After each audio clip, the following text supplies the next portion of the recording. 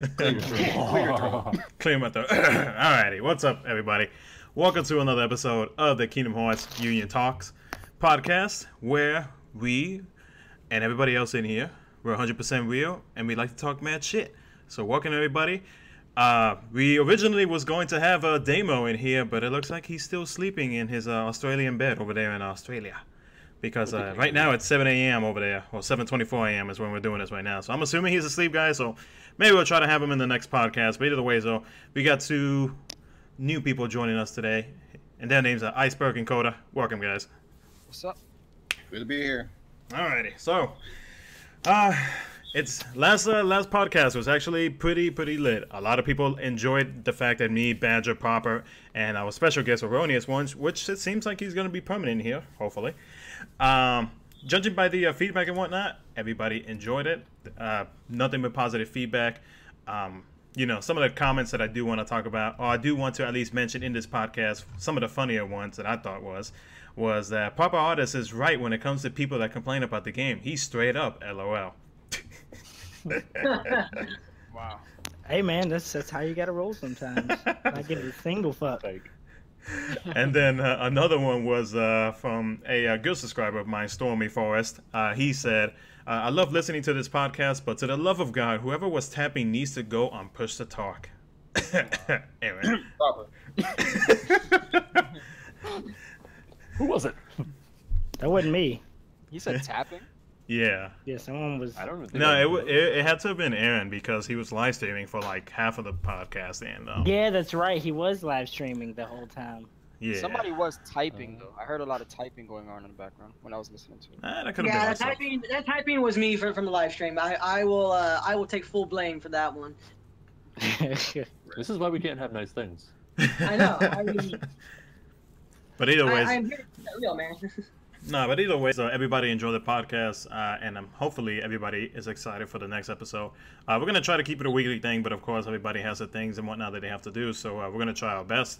But yeah, so first thing that we wanted to talk about was the recent tweet that was from earlier today, I believe, which was the fact that that Cena is going to start up, like, I guess some kind of system so that we could send them feedback. And first thing I thought about that was like, well, we could have done that like in many different ways for like a long time ago, but it seems like, to me, that just I took it as they have been like ignoring most of our feedback and just kind of going by like whatever they feel like was best.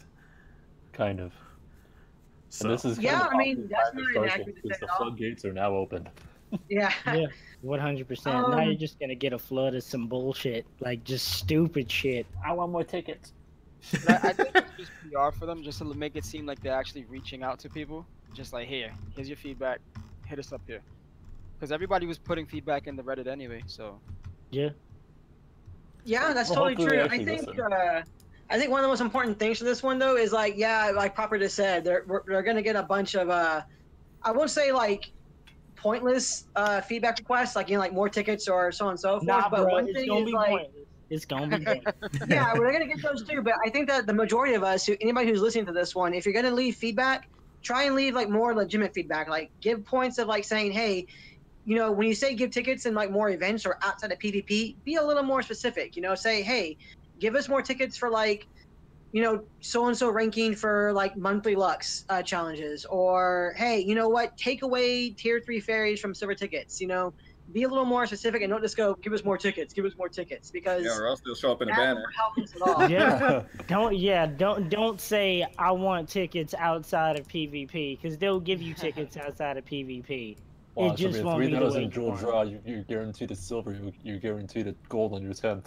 How much, Or the big one, like if you get all 7-star incredible medals, you get a gold ticket. There's some shit like that, Yeah, right. you know. Yeah. So, Yeah, something be easy. specific. Like I was telling, I think it was Aaron. I don't know who it was that I was telling about, but I mentioned the fact that they could add tickets to like events and whatnot. Like take example, like, you know how we have like our monthly Lux amount so that we can get whatever pet it is that they announce for the month. Like this month is the otter. Where I was also thinking about, well, why not add a ticket towards that big amount of Lux that it is that players have had to get. You know, even if it's a silver, you know, it's better than a bronze. It's better than nothing. Just like little things like that, like maybe add them like to high school challenge rewards, depending on what ranking it is that you get, Colosseum and stuff like that. It's just like little things that'll make it easier for just like any player in general to try to get them. But of course, you know, don't put it behind like an extreme paywall to try to complete the challenge, but make it balanced. No more fairy banners. Yeah, I think honestly, I think one of the biggest things they could do in terms of the tickets would be to, again, remove the tier 3 fairies from the silver tickets, because people work so hard as it is just to get like 1 or even 2 silver tickets. If they take away the tier 3s, that would do a lot to alleviate, you know, negative feedback in terms of the ticket system. That's probably going to be like the biggest thing they could possibly do, is to take out those tier 3 fairies. Agreed. Yeah. Do you guys think at any point they should like vault tier 1 and tier 2 medals just in general, like get rid of them? I mean, at this point, I would say it wouldn't be a bad idea, considering Nova literally does jack shit now. Nothing. Yeah. It's just I think the only thing that can alleviate that one would be, and this is like so rare, it's not really a factor, but if they were to, you know, hey, here's an event and you can only use like tier 3 and lower medals, and if you don't have them at 7-star, then you're probably not going to clear the event. I mean, they might throw something like that at us just to like kind of mix it up a bit, but those are so rare as it is. Yeah, I mean, it's so rare as it is. That's not really an impact. Which I hope they won't do, because like really, who would put a skill on a tier 2 medal at this point, right? Like just to clear these different events. I wouldn't, for sure. So I hope they don't do anything. I mean, I wouldn't, but you know, there were people that do some dumb shit in this game. Well, people I guess like on a certain tier 3, maybe like the Psyx B, I guess I would. Yeah, like Psyx B, Lexius B, Etzer, and like even Luxord. Like someone hit me with a Luxord in PvP, and his 50% crit chance hit way back when on, I believe it was Diamond Dust, and fucked me all the way up. And even if they want to keep it into Colosseum, why don't they just put it into the PvE side of things as a tier reward for like moon gems? Exactly, because it took them like what, two plus years give us just some for more that? moon gems, please. Moon gems. Oh, God, please, yes. I'm starving over here for the moon gems. Bro, I want to take counterpoint all the way up to 35. I'm ready. I'm so ready. Wait, counterpoint? What the fuck? I'm sorry, not counterpoint. Diamond Dust. Jesus. I got my Diamond Dust at 31. I got like all of them. Yeah, it's at 31 right now, and the rest of them are like real close to 30. Nah, they need to do it like JP's High School Challenge rewards, where they give moon gems during high school challenges and whatnot. Because I mean, as of late, we haven't gotten a Hades Cup or anything for about maybe 2 or 3 months. Hopefully, we can get some in anniversary come next month. But we on average at least get 3 to 4 a month compared to global. Like, only gets 1. Resources, period. Because like Chip and Dale's were. Yeah, they need to bring Chip and Dale's banner to global. 100%. Can I say something about the Chippendales real quick? Because I've been very vocal about Chippendales on Twitter, right? And I had like a huge conversation with someone on Twitter one day, and he literally told me that I was playing the game wrong because I should have stacks of Chippendales. And I'm like, what the fuck is this guy talking about? Aside from rating, where are Chippendales at? Nowhere. Seriously, bro. Like Union cost, that's about it. At the end of the day, like I mean, they do have a method of getting Chippendales, right? You can sit there and tap level 10s, which is cool. But who in there, like, not everyone can just sit at their phone or their tablet all day and just wait for level 10. That's also once a week. Exactly. So and, that's and like sometimes what? Not even, because when they have the weekly raid events, they're not even there. Last night's party, I think we got maybe 12 today. Yeah. I mean, that's great. We'll take the 12, but that's also I one weekend. 4. Well, y'all party ain't shit then. I know. It's props for. He's the leader. Hey, bro, that ain't my fault. No, but in general though, like they need to bring that Chip and Dale banner. Like, yeah, you know, it can be part of VIP and whatnot, but they can do it with just like these other banners where like say the weekends, you know, they'll be out and people can farm them as much as they can. Because I mean, more people have free time during the weekends. Well, I'm assuming most people do, but you know, something like that is something that they could change. HDLs. Yeah, HDLs. I mean, like you make 7 stars, but you make getting them to level 120 so freaking expensive. No, and funny enough is that HDLs is a little bit scarce over there in JP actually, because we don't have any type of banners or anything like that, other than whenever we get that like freaking that one banner in VIP. Yeah. But Like, no, but the thing is though, we get the Chippendales. no, yeah, we get Chippendales, but you guys get HDLs. So it's like, you know, we get what you HDLs need. in quests. We get them in quests. We used to get the VIP quests for them, and then they took them away as soon as they started making 7-star. But didn't JP get both of them in that combo quest, that VIP combo quest? No, we don't. Really? Yeah. Wow. I guess changes need to be made on both sides. Yeah, no, there's a bunch of things they could do on both sides. Like, I mean, for specifically for JP, you know, if we can have global banners, JP version, in my opinion, would be like top tier, the best version. After playing both versions for like 2 years, 2+ years, you know. I mean, like at this point, I feel like if you really want to get people to do VIP shit, like making those HDLs and chips and dales super scarce, and then you make them shits into the VIP quest, that'll make a whole bunch of people that normally wouldn't probably buy VIP, but have a bunch of primes, you know, that need to upgrade, and maybe they have some boosted medals, and that's just extra damage in PvP. That would get a bunch of people to probably buy VIP. Well, another way to boost VIP sales, put better medals in there, please. That too. Because this incredible medal, complete garbage. And I got good traits on a trash medal that I was selling. I got extra attack, ground, strength, and air on the 4 traits I got. Yeah, that's like the worst thing. That is the worst thing. Like when you roll bad traits on a medal like the invisible, and then all of a sudden you get like, you know, god tier traits on this. I got the 4 best traits on this shit medal. You're just like, what is this? What is this? But it's like the invisible medal, awesome VIP medal. Oh yeah. Yeah. Put more medals like that in there. Sales goes. That's like that's like a rare occasion that just like Square Enix in general does. I mean, like we usually get like shitty medals, and then after that we get like one good one, and it's back to shitty or semi okay. So. See, but the problem is that they can give you a good medal, but it could be rendered useless with the worst traits if you roll, right? So that's why they really need to incorporate something where you can re-roll traits somehow aside from just the trait medals, because you're paying for these medals and then they're useless, like, right? Like, who's coming up? Was it what's the medal coming up in the high school challenge? Bob and Jack Jack. Bob and Jack Jack, right? Great medal, but let's see what we roll on it, right? Exactly. Yeah. And then at that point, it's not even worth chipping or putting a skill if you get sleep and. That's what I did with my Diz. My Diz. HP, paralysis, and HP. It's level 69. Do you use it? I didn't get level 100. I was so pissed off at that thing. All these problems that y'all are talking about rolling terrible traits on high school challenge. Look, we don't want to hear from you, all right? No. I don't know how that feels. I don't know how that feels, guys. Badger, think about how much you pulled on that banner, or even in the previous high school challenge banners, just to be able to rank top 1,000 and then to end up with a shitty medal. You're not really being rewarded at that point. I should just do the proper method and just pull, like, Mercia banner, get top 2,000 and get good trade.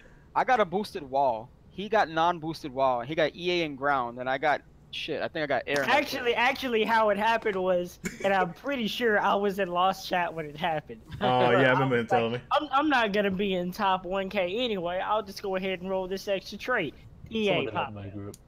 Got EA, and then once we got all our medals from the actual event ending, rolled ground on that bitch, and I was in Lost Chat when it happened. So yeah, he messaged me real quick. Yours is better than mine, even though I was top 1,000 in that high school challenge. You see? I think I finished top 50 and I got paralysis, gauges, and rage. So we're trying to say. Once you expect to pull trash, you know, like once you expect to get trash or pull trash, it's when shit starts happening. Look, my thing is, I expect to pull trash, and apparently I get EX medals on 5 and 11 pull. You can eat a dick. So listen to this. Prop is the biggest troll. Remember when Kex came out, Prop? Yep. He's like, I'm not pulling her till later in the day. As soon as I woke up, I just see, sorry, fam. I had to do it. And then he got her like on the second pull, and I'm like, oh shit. So I was like, let me roll my sleeves up real quick. Then I pulled, and I got her on my 3rd and 4th pull. So I was lucky. This is the first Kex, not Kex Plus. I had to say, I've only been around for like one prop pop off, and that's when he rolled an EA on Bob and Jack Jack. But I can see Popper sitting there going like, y'all from sitting there like, you know, lost in myself. You guys are wailing over there. You're pulling and everything, getting bad traits, and trying to reroll for good traits. He's just sitting back there, cigar in his mouth or something, just going like, "What's up, fam? How you doing?" Exactly. I don't care if I got a boost if I got EA. And you'll see him say, I don't give a shit, fam, and then boom, he'll just drop the screenshot of like fire, pure fire. Man, I remember when Kyrie EX came out at the end of October. I think I got it like the 6th or 7th pull. One of the other leaders in my party was pulled, I think, over 70 times to get her. Oh my god. Yeah. Sorry, Ozzy. Yeah, there. So here's one thing I do want to say in regards to that one, just real quick. You know, kind of like real talk here. If you guys are pulling for a non-mercy medal and you don't get that thing within, I guess what, 15 pulls? 15. Yeah. You need to stop. You gotta stop. You need to stop. So I mean, like, I pull. I mean, I made no bones about it. I don't like to pretend I don't. I pull. If I don't get a medal by like the 15th pull, I'm stopping. Like, I mean, there's a limit to what I'm willing to, put up with in that regard in terms of like RNG rolling and everything. But I'm stopping at 15. That's it. Although there was that one occasion with Sephiroth EX, I recall you pulling a shitload and not getting them. And in my head, I was like, yes, this Welland motherfucker finally didn't get some shit. Dude, yeah, totally. And then they're like right after this shit, he posted another video, and all I hear is that music in the background, and I'm like, God damn it! Yeah. How many pulls did it take you to get him? Okay, so this is why I now have that rule of 15, and not by then you stop. Because okay, are you guys ready? Because this is gonna hurt me to even think about it again. Oh god. I pulled 38 times. Holy shit! Yeah. I thought I pulled a lot. I wanted that Sephiroth so bad because I was like, it's a single target AoE that at the time had a great multiplier. I was like, it's gonna help me in high score challenges. It's gonna help me in like PvE events. It's gonna do well in Colosseum, hopefully. I was just like, I'm gonna get so much utility out of this medal. I have to have this. And I saw the artwork for it, and I was like, yeah. And then, but once I got it, I was like, yes, I got it. And I was just like, I pulled 38 times. I was like, oh my god, I feel actually kind of sick. And you got him on the 38th, or you didn't get him? I got it on the 38th pull. God, I learned my lesson after that one too. Shit. I was gonna do my last 10 pulls, the last 10 minutes of the banner. Like literally the last 10 minutes of the banner. And at 1:58 a.m., before 2 minutes before reset, on that 8th pull, I managed to pull him. But that was 38 pulls, man. But even look at the 15 pull limit, right? That's still $300. Yeah. Yeah. That's crazy. Well, yeah, definitely so. And there would only be select ones I would try that for. Like Kyrie and Xion EX, I did it for those two. I got Kyrie EX Kai on the 12th pull, and I got Xion EX Kai on the 10th pull. But even for those medals, I would have stopped at the 15th. But those kind of medals that are going to be like, meta changing, big time buffers and such that you kind of have to have for events, that's where I go, okay, for me, since I have the ability to do so, I'll pull 15 times to try and get these non-merciable medals. But after that 15th time, I'm done. I'll wait for them to come out in a new banner, and hopefully the new banner will be a little easier to get it at. I mean, for the general player, most people aren't pulling 15 times, so most people won't be able to afford doing 15 pulls. So set yourself a realistic limit. Like 5 pulls. If you're not a whale, 5 pulls. Yeah. Even 5 pulls is a lot, though. We're still talking about $100. It's just. I mean, it is a lot, but you have enough for a mercy pull in about the mercy pull a medal in about like half the month or so. How many jewels do you get from like login and dailies per month? It's like 30,000, isn't it? It's like 22. Altogether, it's like 22 or so. 22. That's not. So you can still mercy you can mercy a medal once a month. No, but the thing is though, it's just like, take example like in my update video when I shouted out a Spinebreaker, and the only reason I shouted him out because like his most recent video, he had like about 60k jewels. He's a free-to-play player, and he straight up said himself, like, oh man, this medal would work so nice and everything. But last anniversary, or like the month before anniversary, I pulled for a medal and then I got screwed over, and then after that anniversary came and some better medals came out and I felt bad about it. So he's that type of smarter player where he actually looks ahead of whether or not he should pull or not, and that's what a lot of people should actually think, especially if you're free to play or you're cheap to play. You gotta be smart with your pulls. You gotta know you gotta know your limits as to whether or not you need it or you can easily skip it and you'll feel comfortable doing so, because he has such good restraint. Like you can tell in that video And Prop, you watched it. Yeah, I watched it. He really wants to pull. He really wanted to. He really wants it, but he's holding back because anniversary is not even 2 weeks away. And so a lot, and I know it's hard for a lot of people. You know, a nice looking medal like that. I mean, for me myself, whenever I see a Roxas medal, I'm just like, well, I got the funds to do it. You know, I'm gonna pull for it. You know, because I mean, Roxas, you know, my favorite character. Personally, I'm pulling for it because I'm low on AOE upright magic. Like, we don't have a lot of AOE upright magic. It's like there's not a lot of upright magic that are really good anyway. Yeah. I mean, yeah, exactly. TR-17. TR-17, King Triton, Bob and Jack Jack, Illustrated Donald. It's a very thin attribute. Yeah, and the copy medals. That's about it. Well, here's the thing though. I was telling Prop this game nowadays is designed to force people to not save. Remember back in the day, I remember the first anniversary when that Kyrie medal came out with the 10 gauges. Yeah. Oh yeah. Everybody saved jewels because we knew I had like 30-something thousand jewels just saved, waiting for her and waiting for that banner was amazing. But the game, if you look at the banners, they're tailored to PvP now, right? So like this week is an upright magic medal. I guarantee you next week we have either like counterpoint or like it's gonna be counterpoint or 3 wishes. Like the other week before that, what is it right now? Lady Luck. Lady Luck. It's Lady Luck. Yeah, it's reverse speed, right? Mm-hmm. Yeah. So every week you see it caters to exactly what's coming up for PvP. And the people who are struggling in PvP that can't get the silver or the gold tickets, they're looking at these banners like, shit, if I pull this medal, it'll help me and I'll be able to get a silver ticket.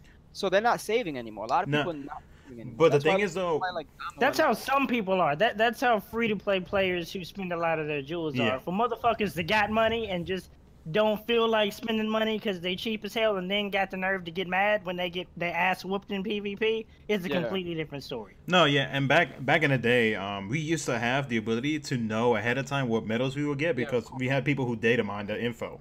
Oh yeah. But now it's much harder for us. Oh yeah. Plus, remember, JP was like 3 or 4 months ahead of us. Exactly.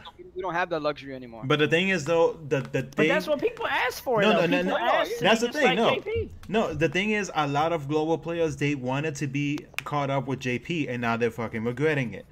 Because back then they were all getting pissed about like, oh, we're so far away from JP. Well, obviously, you know, the game released early, but a lot of people wanted that. They wanted to be like, you know, right at the same like level one as in JP, and then by the time we got to that level, you know, Cena skipping like events, free metal events and stuff like that. You know, now they're all pissed about how they're doing things. So it's just kind of like you're digging a grave in your hole. They wanted to be caught up with story. They didn't want to be caught up with all these banners coming to them. But like props. I mean, I wanted to be caught up with the medals because. I mean, the medals because they're flashier and they're stronger and better. Yeah. It would be like, well, I want this, but I know something else is coming out later, so I could just skip this, even though I really want it. You don't. I want it. I skipped a lot of medals because of that, and that I really wish I didn't. Yeah. Yeah.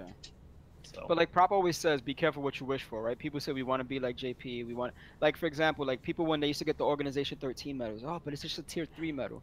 Now that they're awesome medals, then the events are super hard. Now people complain about that.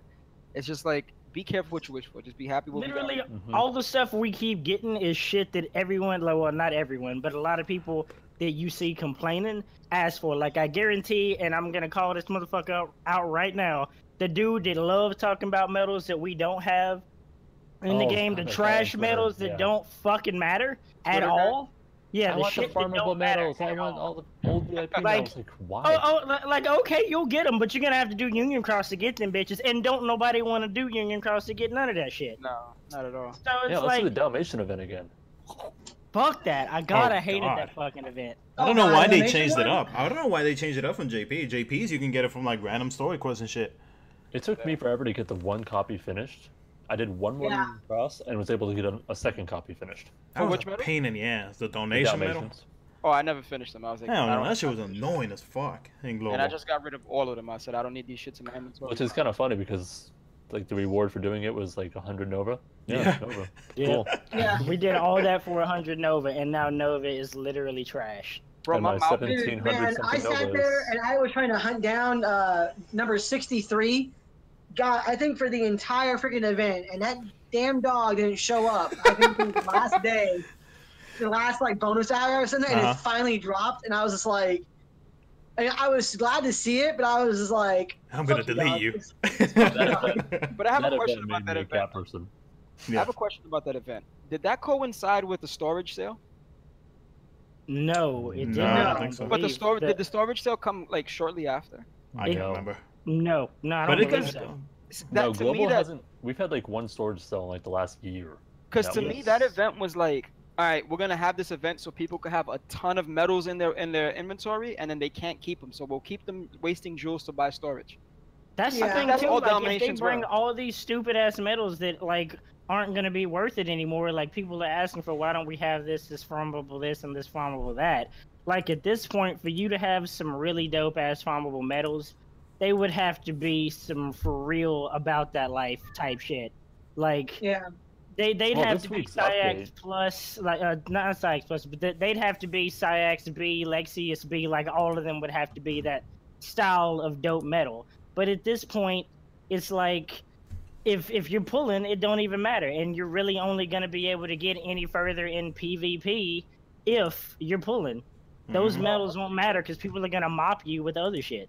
And then sub slots, put old VIP metals in Union Cross. Yeah, they definitely added in the current storage increase because of sub slots. They knew that people weren't going to be able to clear out space because they needed some sub slots, so they definitely increased storage for that. But they said, you know what, we're going to create these sub slots so people have to buy. They have to spend a little extra jewels. Like, how much is it to increase your storage? Like 100.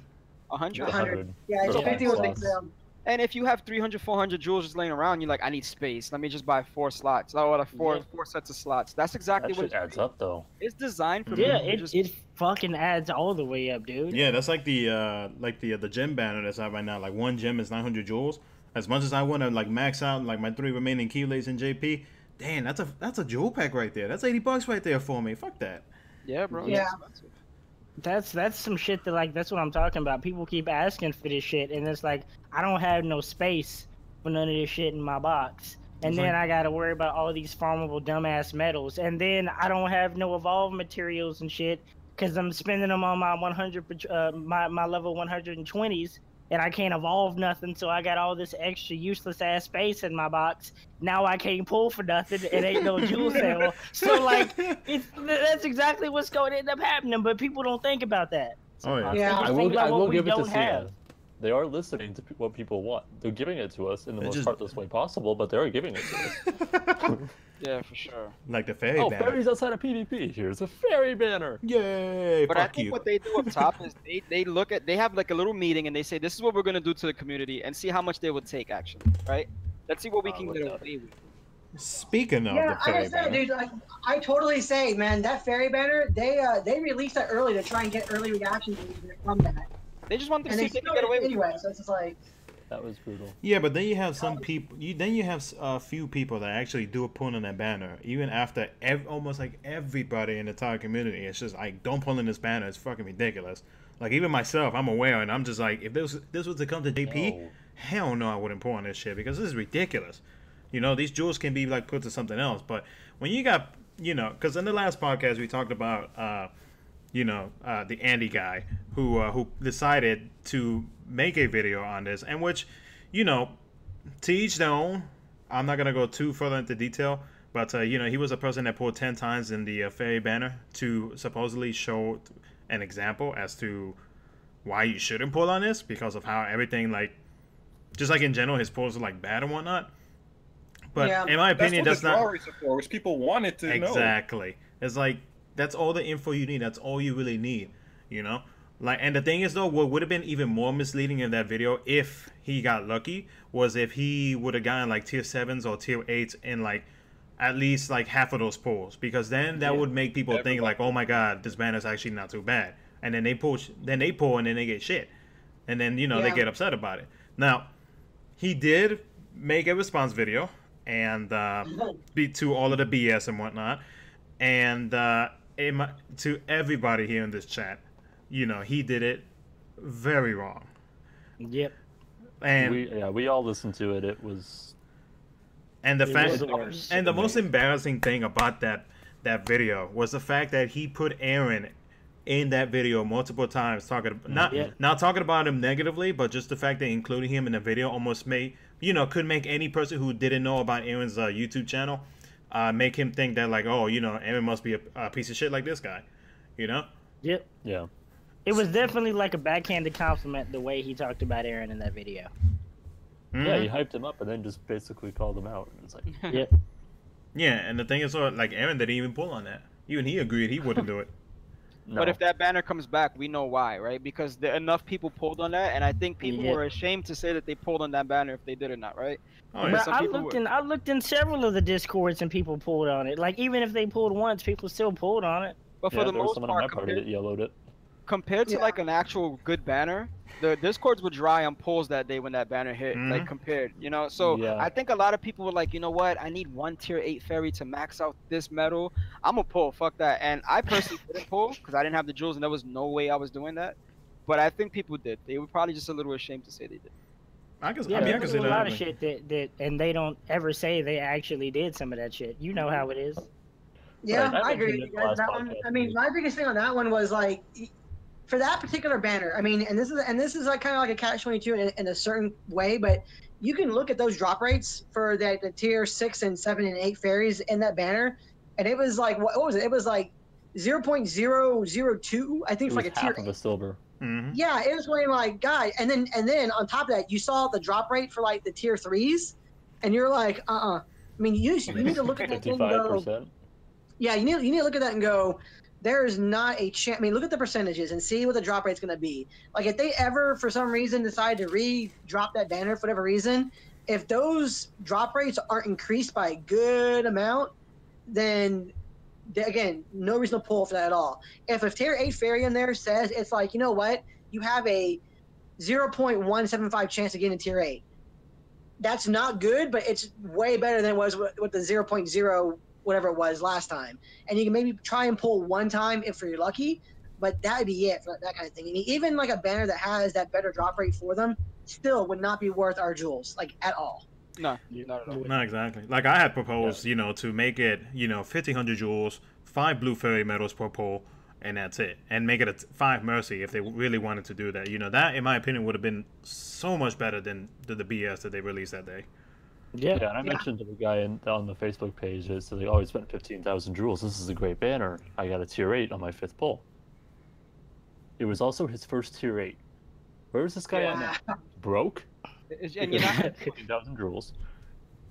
And how long is it going to take him to get those next 4 tier 8 fairies? Exactly. Yeah. Yeah, Definitely. especially if he's not doing well in PvP, which he probably isn't if he hasn't. He probably isn't if that was his first tier 8. Yeah.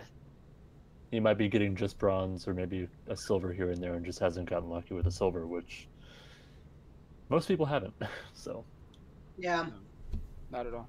So. I mean, it's unfortunate, but like the way the shit goes, and like I know people hate the PvP system and the PvP mechanics and want things to change, but honestly, the way the game is structured, the way you fight in this game, that's just the way PvP is gonna have to be to some degree. Because if they make it to where the amount of wins you get, if you're high up in PvP and you lose a lot because you can't move any further, then you're fucked on a ranking that way. Lose a lot.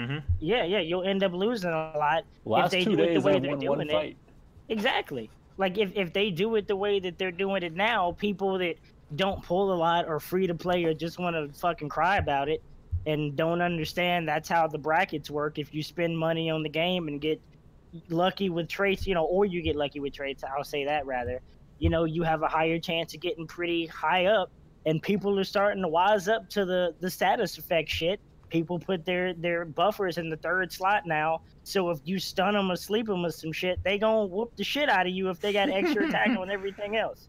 But people keep using it, you know, thinking that, oh man, I can get up here in these top 100 and start fucking with whales. Nah, bro, that ain't how this shit goes, homie. That's not how it goes. But I mean, like, it'd be better if they made it easier. Like, if you use all 5 or all 10, regardless of whether or not you know, win or lose by the end of the week, if you use all of your wins, maybe you get around, you know, 1,000, 2,000 silver ticket in there. Or if you rank top 100 in PvE Colosseum, you get a gold, top 1,000 silver.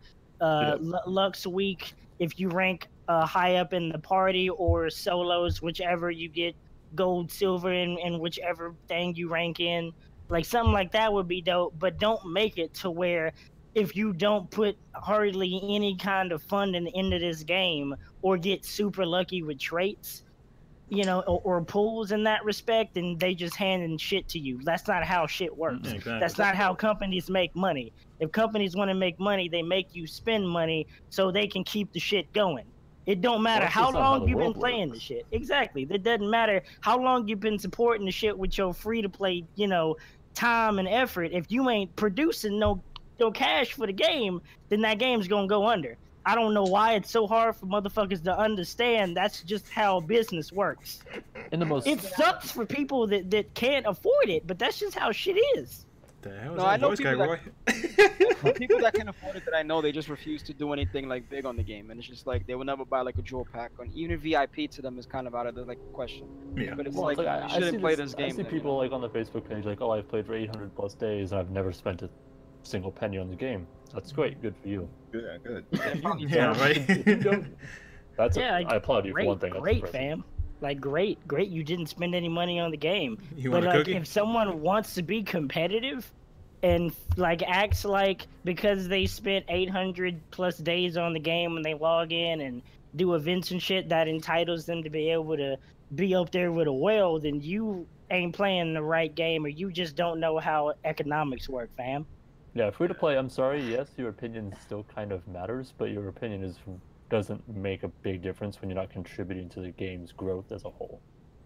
Yeah, that's just how it is. But that's the core fundamental issue that PvP has, is the trait system, though. So it's like, you can spend $300 on this current banner right now, get nominated, get the featured medal, and roll the shittiest traits. I saw someone roll 4 defense traits.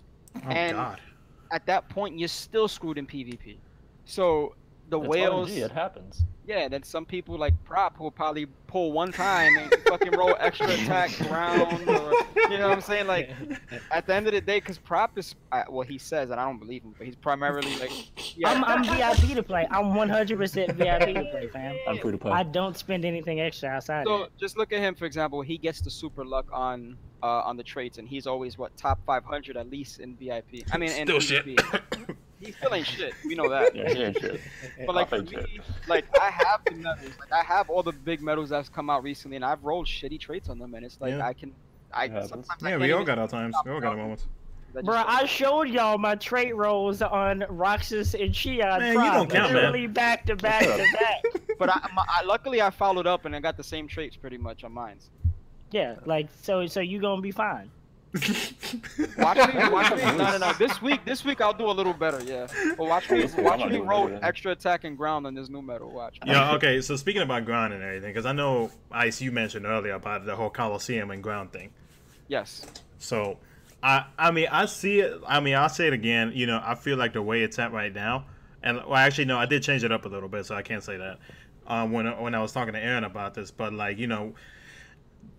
Having the requirement now of having ground and air traits, I feel like should be pushed up a little more. You know, maybe like around 2,500 level, or maybe 3,000, 3,500. Because I know it's different in global than it is in JP. Because hell, fucking global, like you grind through Colosseum real quick, and you're already fighting level 4,000 by the time you're in tier 17. So I know it's a little bit. I know it's a little different in global than it is in JP. But you know, let's talk about global, because I know a lot of people more people play global. Well, Lost, I can tell you exactly why I had an issue with it, right? So last season, the last month, I was streaming it, right? The first day that Colosseum went live, I streamed it. I streamed it for about 2.5 hours, and I got to tier 17. Yeah. Right? The previous tier that I was in, I was clearing it like nothing. Whoever was in my stream that day, they saw like my setup was amazing, right? I would think I was using fairy stars. I forgot exactly what I was using. Yeah. Clearing shit. And then the next tier, like I literally just stopped doing damage, and like my mouth hit the floor. I was like, what am I missing? Like is there a new mechanic that I completely missed? And like everybody in the stream was like, what the fuck is going on? And then when my Nova, 1,600 plus Nova, by the way, hit for 1, I was like, this shit is broken as fuck.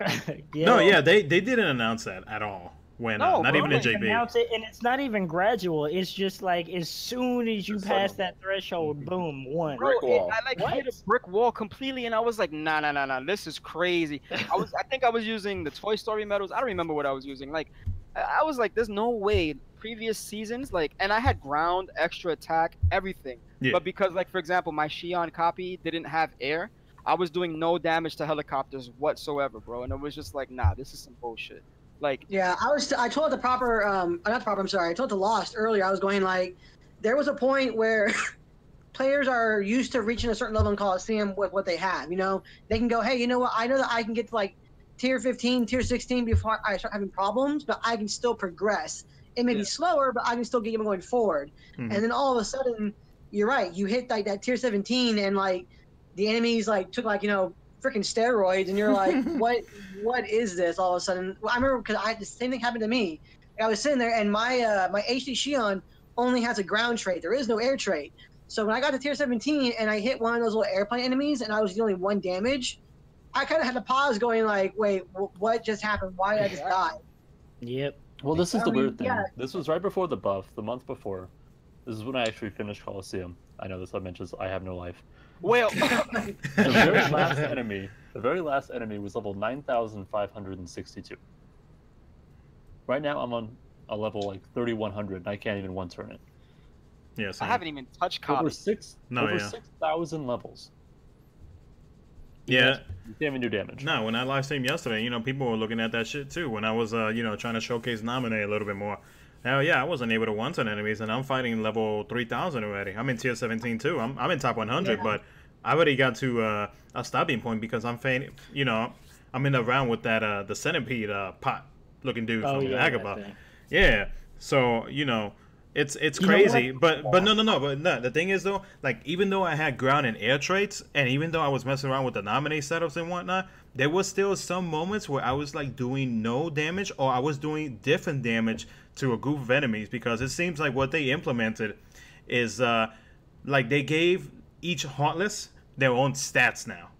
So like now we have to figure out like, okay, so which one's gonna take less damage, which one's gonna take the most damage, and like it's in the live stream video that I put, that you know, it's up on Twitch. There was like a group of enemies, 3 enemies, and like two of the enemies was taking like, I don't know, like 200, 300k. Yeah, and then like the golem wasn't taking like nothing. It was doing 1 damage. The barrier master doesn't take as much damage either. Yeah, so it's like on top of ground and air traits, you also need like +1 K strength traits as well. Mm-hmm. In order to actually do damage or to actually progress further. And I was using fairy stars.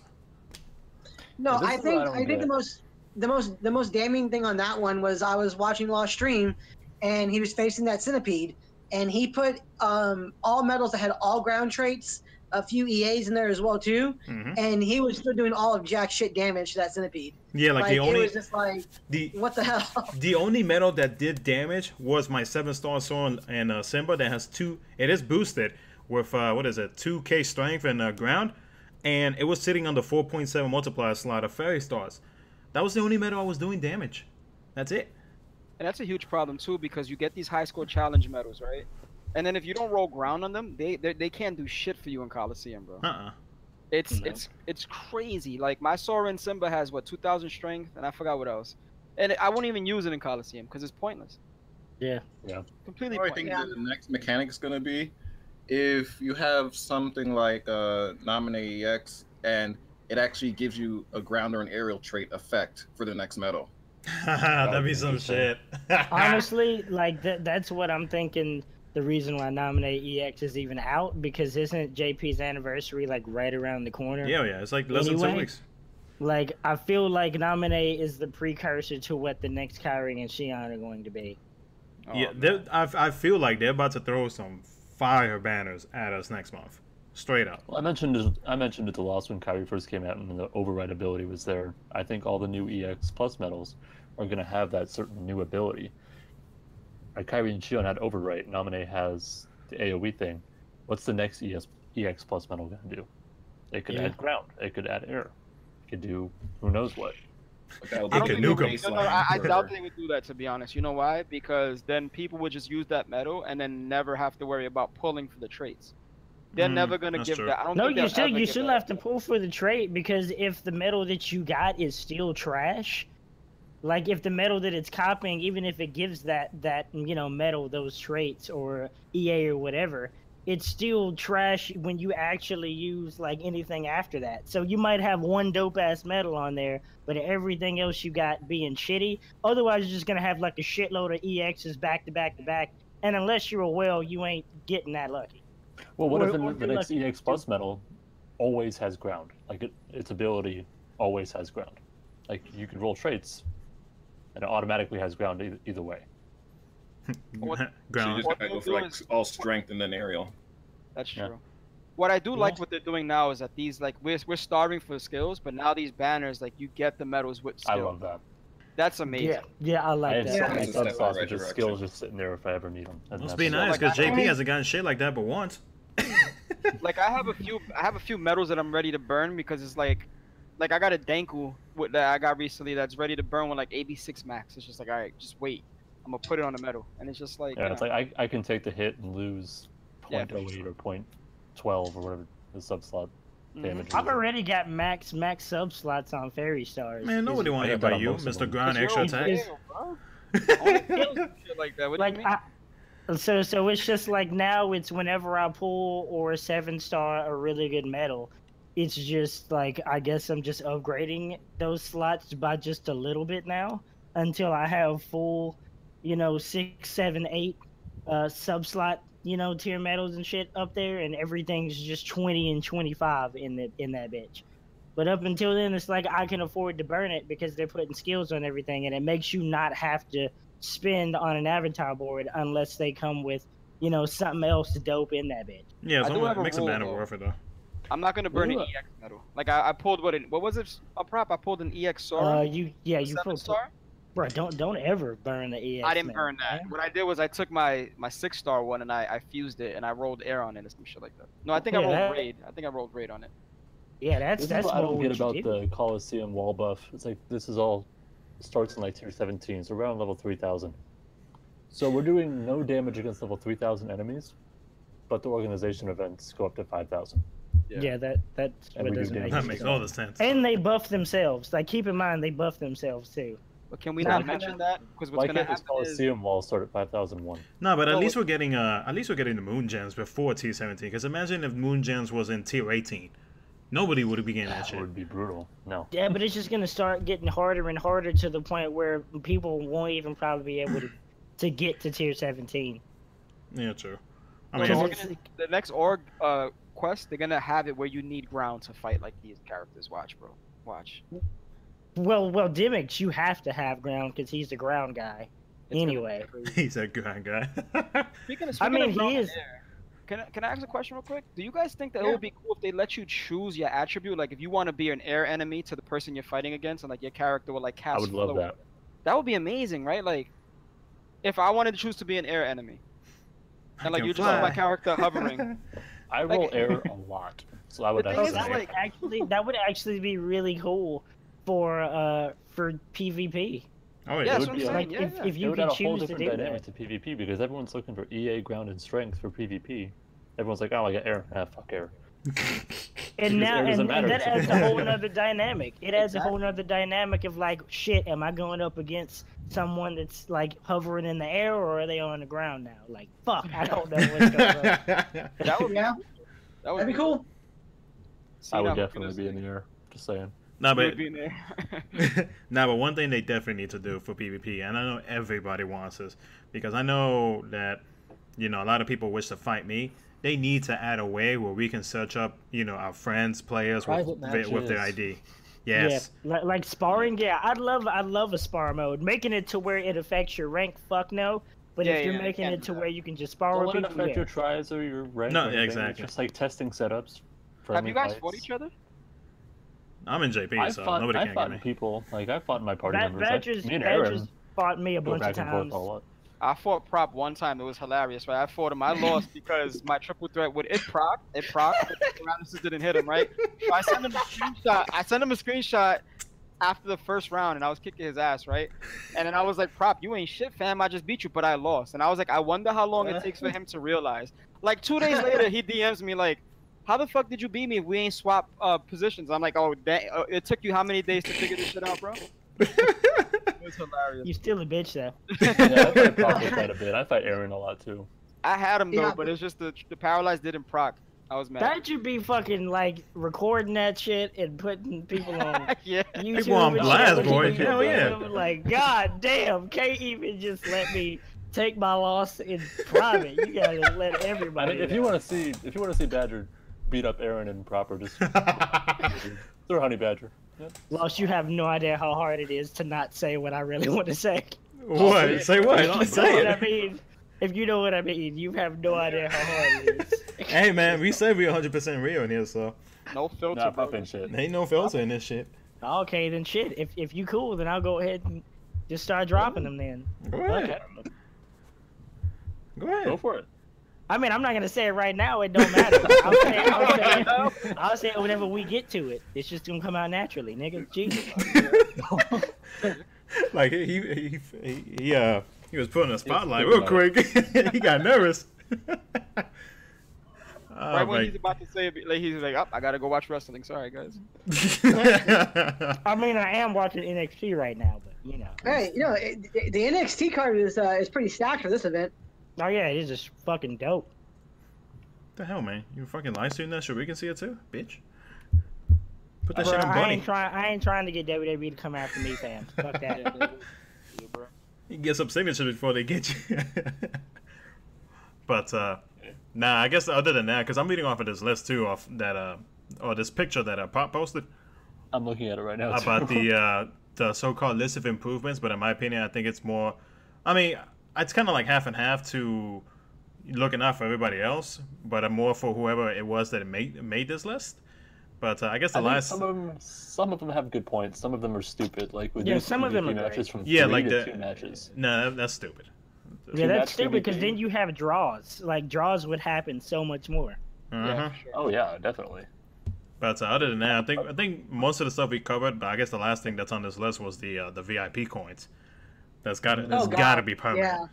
Yeah, that's got to be permanent. I think that was like one of the most clamored things for global. And then when we finally got it, like when I saw that tweet, I was so freaking excited. I was like, we finally got the VIP coin avatars. This is awesome. And then you see them, and I was like, why does it say limited next to it? And then you read the details, and you're just like, no, you can all go fuck yourselves. No. I mean, just straight up, you can all just go fuck yourselves with no lube. Just take it, because I was like, that is what you're trying to do to us. That is what you're trying to do to your player base by releasing those VIP avatar boards like that, when you knew how badly global players wanted that. What you say? It was just like, nah, chance in hell. I'm still a little sore from that. Yeah. We're desperate, but we're not that desperate. Yeah, that goes to what I said earlier. They're gonna put it out there. They're gonna put it out there and test to see what they can get away with, right? They look at it like, let's see if we can get away with this. And then don't they always do that? Haven't they always done that in the past? Yeah. All the time. Which I hate though, because even though this game is not the biggest community, they have a very dedicated fan base that loves the shit out of Kingdom Hearts. And it's like they continuously just decide to shit on people, and it's just like, why though? Like everybody has a limit. I would love to have one of their reps on this podcast and just ask, why, bro? Or why do you guys do dumb shit? I would love to have Glacier in here, because I bet you Glacier would probably tell us a lot of shit that she probably can't say in the community, but you know, on the down low, she could probably let us know about a whole bunch of things. I can picture that. She'd be like, hey guys, I got invited to this podcast. Can I go? And they're like, no. Yeah, but you can't say this. They're gonna make them sign. They're gonna make us sign like something, to make sure she don't say shit. She's probably under. I mean, I think for Glacie, yeah. I mean, it would be cool to have her here, but the overall value we would get from it. I mean, because she's definitely limited in what she can say. She can't say anything that Cena doesn't give the okay for first. Almost I was definitely. saying one thing to earlier. I was like, and twist it and hell say something else. Yeah, definitely so. And I was saying, like, you know, to some people earlier, I was like, they're like, oh, you know, be nice because this isn't Glacie's fault, you know, that she's posting these things. I was like, you're right. You know, it's not her fault, but she's getting paid to essentially be the scapegoat when things go bad or when they post bad things. So why we shouldn't be just like, you know, like threatening her or anything like that, by all means, that's not acceptable. You know, when people give like some bad people going like, you know, what the hell's going on and such, that's not so bad in terms of, you know, feedback, because people are mad about it. Constructive criticism is fine. Yeah. Exactly. Yeah.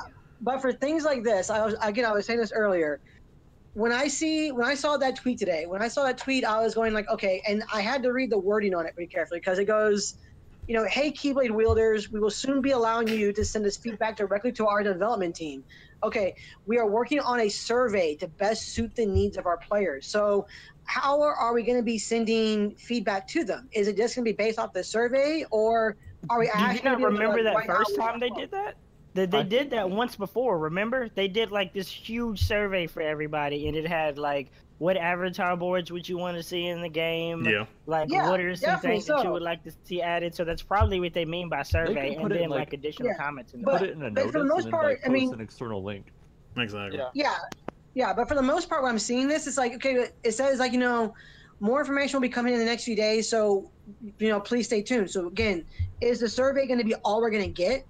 Because if that's the case, I mean, while the survey I'm sure will have some use in it, don't get me wrong, if that's all they're going to give us is just the survey, that's not what we wanted exactly. Having that ear to the development team, that would be amazing.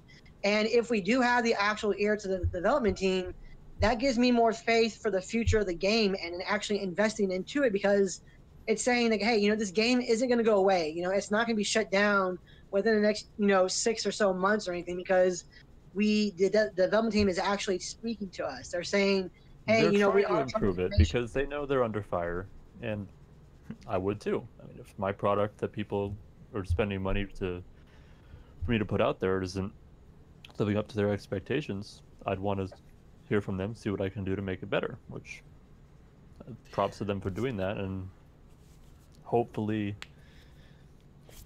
it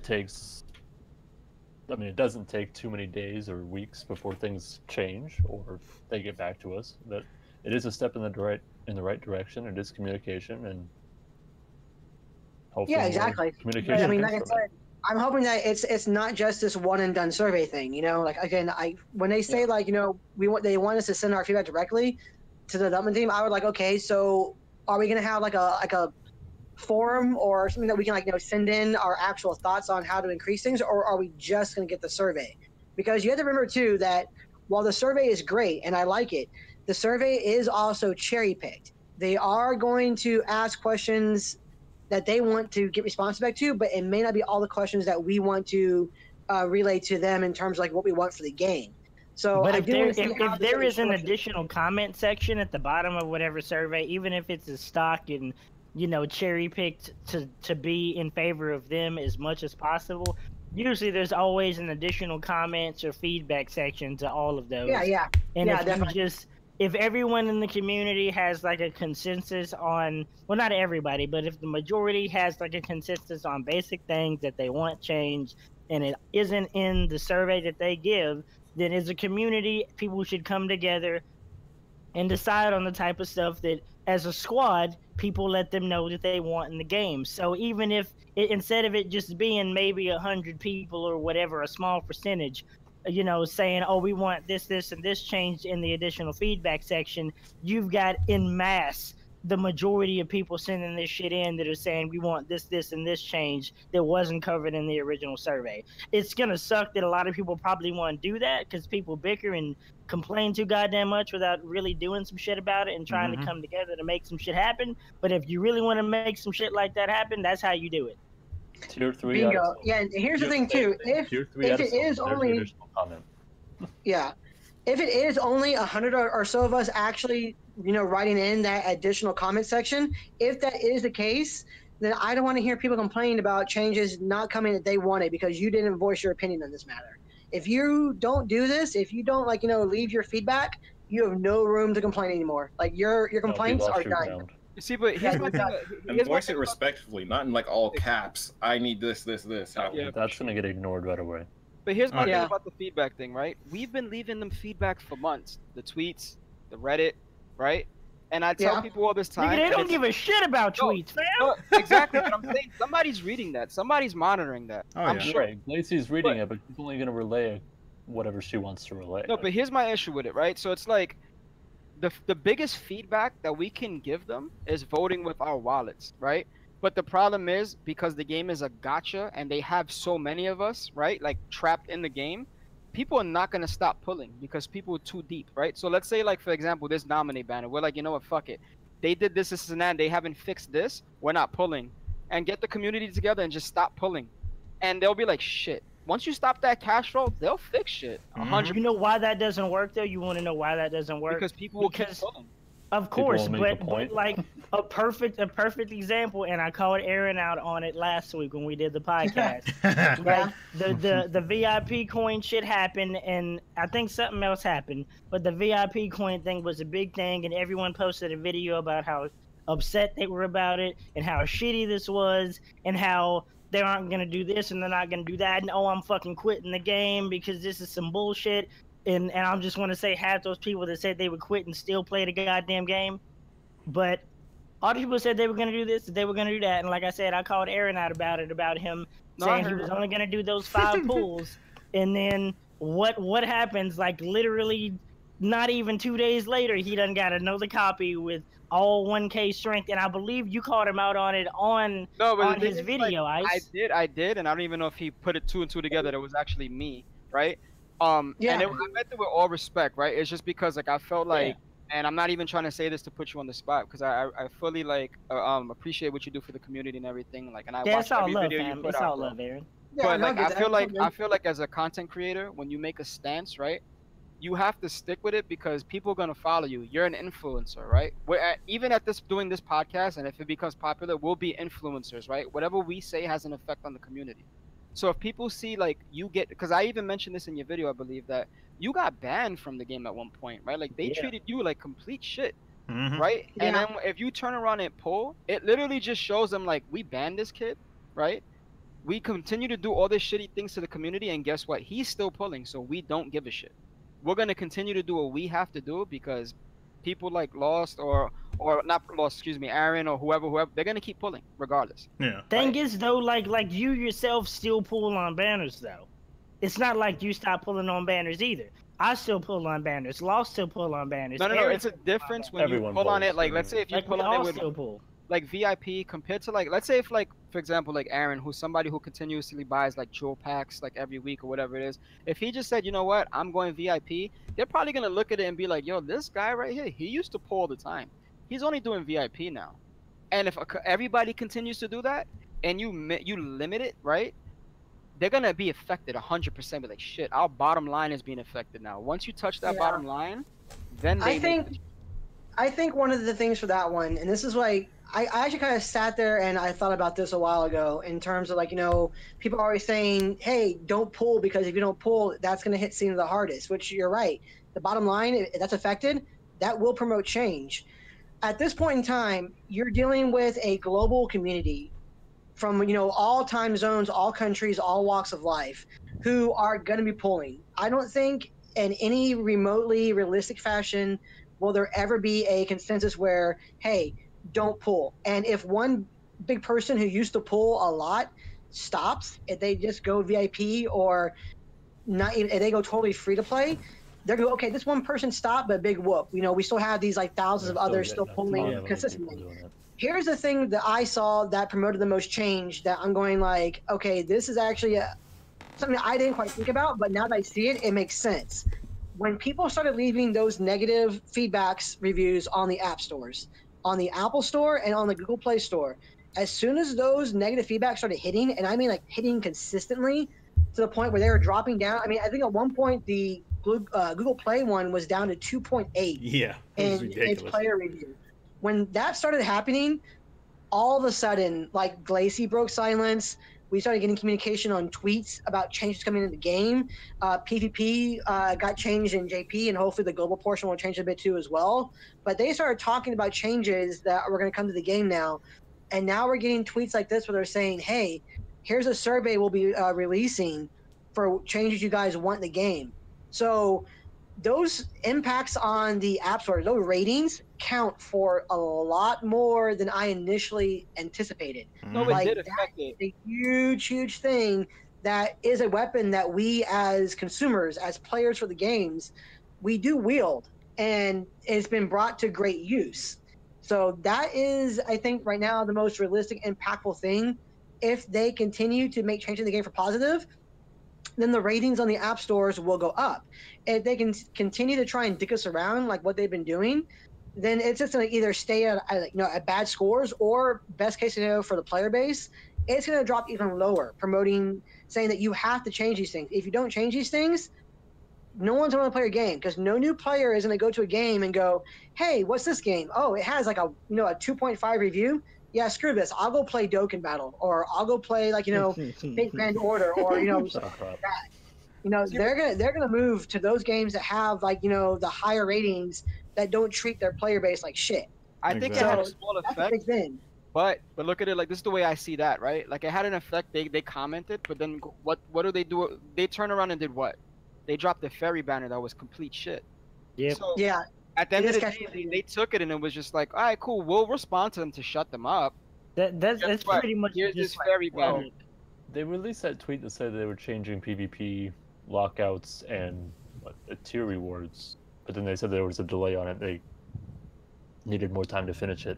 I'm curious as to when that's actually going to be released. Is that going to be released Monday night? The new reset? I guess that's probably why they want this extra feedback, to try to actually give us an actual date as to, when they're going to start releasing changes and whatnot. Yeah, I mean, for the feedback thing, again, this is what I keep on saying for the feedback thing. I mean, for PvP, the way it's structured in terms you change ranks with other players, that's not going to change. That's actually a viable method in the system that works just fine. Yep. I think that's great. The lockout thing, is a good thing. Yeah, the lockout thing would be a good thing to have changed. That would be great. The thing that I think would help with PvP, again, I keep on saying this, and hopefully, people will understand and listen, and hopefully Cena will hear this too. The tier rewards have got to change. They have got to change. They have to they have to add in ways for players if a player can't progress past a certain rank, which was what happens. You will hit that wall in PvP that you just cannot get past. I'm not saying hand out gold tickets left and right or anything, but if you were to expand the ranking system there and have silver tickets available further out or deeper into the ranks, and also, again, more importantly in this case, would be to the score rewards. If you were to take away or add in silver tickets there, if you reach hey, you reach 3,000 points, okay, here's a silver ticket. Hey, you reach 5,000 points, okay, here's a silver ticket. Add those in that aspect so players can still play and earn rewards based off that. That would go a long way to making PvP workable, to make it being hey, people who are complaining, now that we have these changes into the PvP system, you're just complaining to complain, because PvP is now viable and you can now earn and get silver tickets, in better tier rewards and also in earning score. It'd be good for that one. And it would even promote VIP. People are, hey, you know what? I can get a silver ticket if I reach 3,000 and 5,000 points. Hey, let me go buy VIP because that gives you that extra 5 attempts so I can get more points. It'll work on for both players and for Cena. Exactly. Yeah. That'd be amazing. I'm sure it's true for every party, but there are people in my party that are struggling in PvP to the point where they've given up on it. They won't even do their dailies. Yeah, that's me. Yeah, that's boss. Yeah, thank you. I get VIP. I don't even use my full 10 tries most of the time. Yeah, same. I don't use my full 10 tries either until I realize, that's how you get to the point in PvP, especially if you have the medals to do it. If you use your 10 tries in PvP, use whatever good setups you've got instead of slacking and being all PvP is bullshit and it doesn't matter anyway. I'm just gonna win or lose, it doesn't matter. Rather than being okay, I'm gonna actually try or do a good setup. If you don't have it, if you don't have a good setup and you get fucked regardless, then it's a different story. But if you have the setup to do it and you have more than your 5 3 tries or whatever to do it, and you don't use them all, and then come the very end of the week, time for reset, and you're at the very end and people just start kicking you out left and right because you're low enough to where everyone can get to you, then that's your own fault for not actually grinding out during the whole week where you could have gotten high up in PvP to where then you can stall some shit out and keep a spot at the last 30 minutes and not have to worry about shit, because that's what I do. I used to only do maybe my 3 dailies and not really care. And then after they started doing them, these super special PvP weeks where everybody starts trying to go ham at the last 30 minutes and shit. If you use them all throughout the week and you rank high enough, like right now I'm around like top 200. I think I'm like 130 something or whatever. But I'm not a whale. I just got good traits. but now it's just like if I get to stay around that point and we get reset, even if it was one of them like super crazy extra fairy event weeks. Yeah. Most of the people that are gonna rush to try to get top, 1K or whatever ain't gonna be able to touch me. It won't matter. It won't matter how late they jump in this bitch. You ain't getting nowhere near that shit. And as long as you do that, as long as you take that shit seriously and try to grind as far as you can early on in the week, most people that are rushing late ain't gonna be able to get to you regardless. Right, like if you're sitting in top 50, if you're good enough to get into top 50 probably the last day of by Monday on reset day, you're not falling out of top 1,000. Oh yeah, 100%. No way. Yeah. That's true. Yeah, I mean, definitely. But you're not going to get to top 50 if you don't use your tries and get up there in the first place. So that's one reason why I actually do my best to use all of my turns in the day for the most part, so I can try and stay around either in top 100 or like right around top 100, so that when I push that last day, I can jump and actually maintain rank a little easier. But yeah, definitely. So if you're not doing that grind, then that's all there is to it. You're done.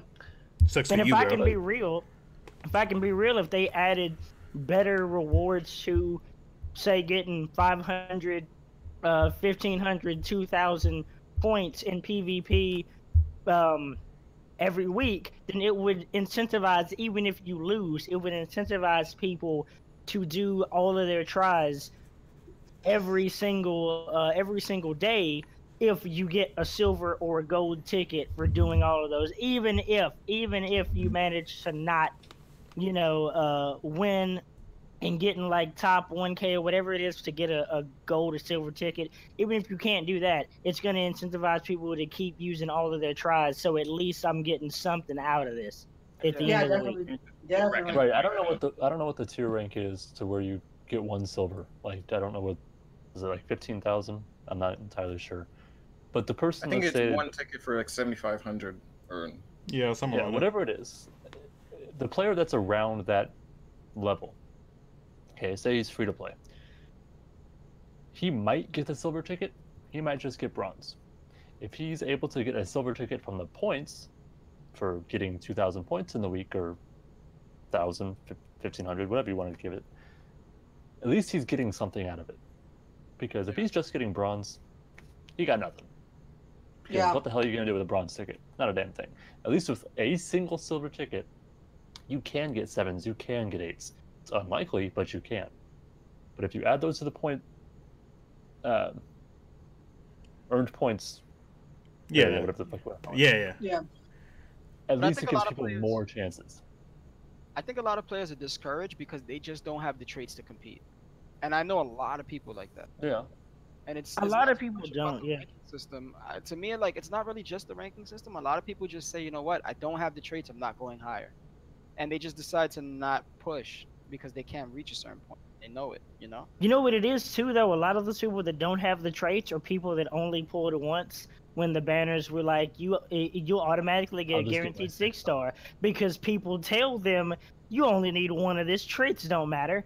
And then PvP pops up where, extra attack, 1K strength, ground, and all of this other shit matter. And then they get mad because they only pulled once. Don't have traits to go up against motherfuckers that got money or get real lucky with their pulls and end up getting dope-ass traits in the process and then whining and crying because even though you could have pulled more than once for a medal you might actually like, all of a sudden it's a problem because either you can't pass some shit in a PvE event like a organization event, or you're getting slapped around in PvP and can't get high enough with your score because you didn't pull enough to get traits on a medal. I mean, you might get real trash, but that's why I'm not you might get good traits. Saving really doesn't help too much if you think about it, because what are you saving for? You don't even know what you're saving for. Yeah. A lot of the time, you save until you find the thing that you really think that you want. PvP is forcing people to want something every week though, because you need it for that specific Keyblade. That's where you have to weigh what the banner is. Like if it's a reverse speed medal, reverse speed doesn't show up all that often. No, I wasn't too worried about getting a reverse speed medal because it doesn't fit very many blades. Yeah, of course there's a pet slot. You could always throw it in there. But that's also true about every other attribute where there's so many reverse power medals I can put in my pet slot. I'm not too worried about it. Yeah. Would it have helped me this week? Yeah, because I'm struggling this week. I'm not doing too hot at all. Well, reverse speed hasn't been. Bro, this man is in top. This man is in top. Fucking 100. Talking about I'm not doing that well. I mean, I was in the whale parade last week. Okay, I got 9th, so I want to be a little bit higher than 127. Okay. You want a cookie? You want a cookie? You're around my level right now. So you getting used to that freaking top 10 bougie life, but guess what? Sometimes we gotta take a hit. I'm getting used to getting in that parade, watching the clock shower me with all this confetti. Like, who's daddy now this week? It's not you, Madge. Nope, I'm definitely watching on. If you wanna like for real be about that life, if you want those rewards, like yeah, there are things that Cena can do to make things better for people who can't necessarily pull or have really bad luck with traits, you know, things like that. But there's also shit like there's got to be some sort of dedication on your part as far as being willing to get traits on certain things or stop being like, I'm not going to pull because this shit's coming down the line that's going to be even better. Like, I don't have Kyrie EX Plus or Shine EX Plus, and I'm in top 1. I'm in top 200 in PvP right now. But that's I only pulled one defense boost 4 max, and I've always been in like around top 500. Everybody that keeps saying, "Oh man, you gotta spend all your jewels on these avatar boards, and you gotta do all this other shit, so you're dope as shit." And people like, no, you don't, fam. You really don't. You just gotta know what setups you got, what medals work for you, and go in there and make the shit work, fam. That's what it is. You gotta wait. But like, listen to somebody else's advice on some shit instead of just being like, okay, this is what I know works for me. This is the shit that's gonna work best for this setup. It's like if you have literally all shit reverse speed medals, but oh hey, we're coming up on a stroke of midnight week with missing egg. Lady Luck, another example, or Sleeping Lion. You know, maybe if you skipped out on Phantom, you pretty much fucked yourself on that one for some extra damage, copying some upright. You know, if you don't have if you didn't get the tier 4, is it tier 3 or tier 4 reverse?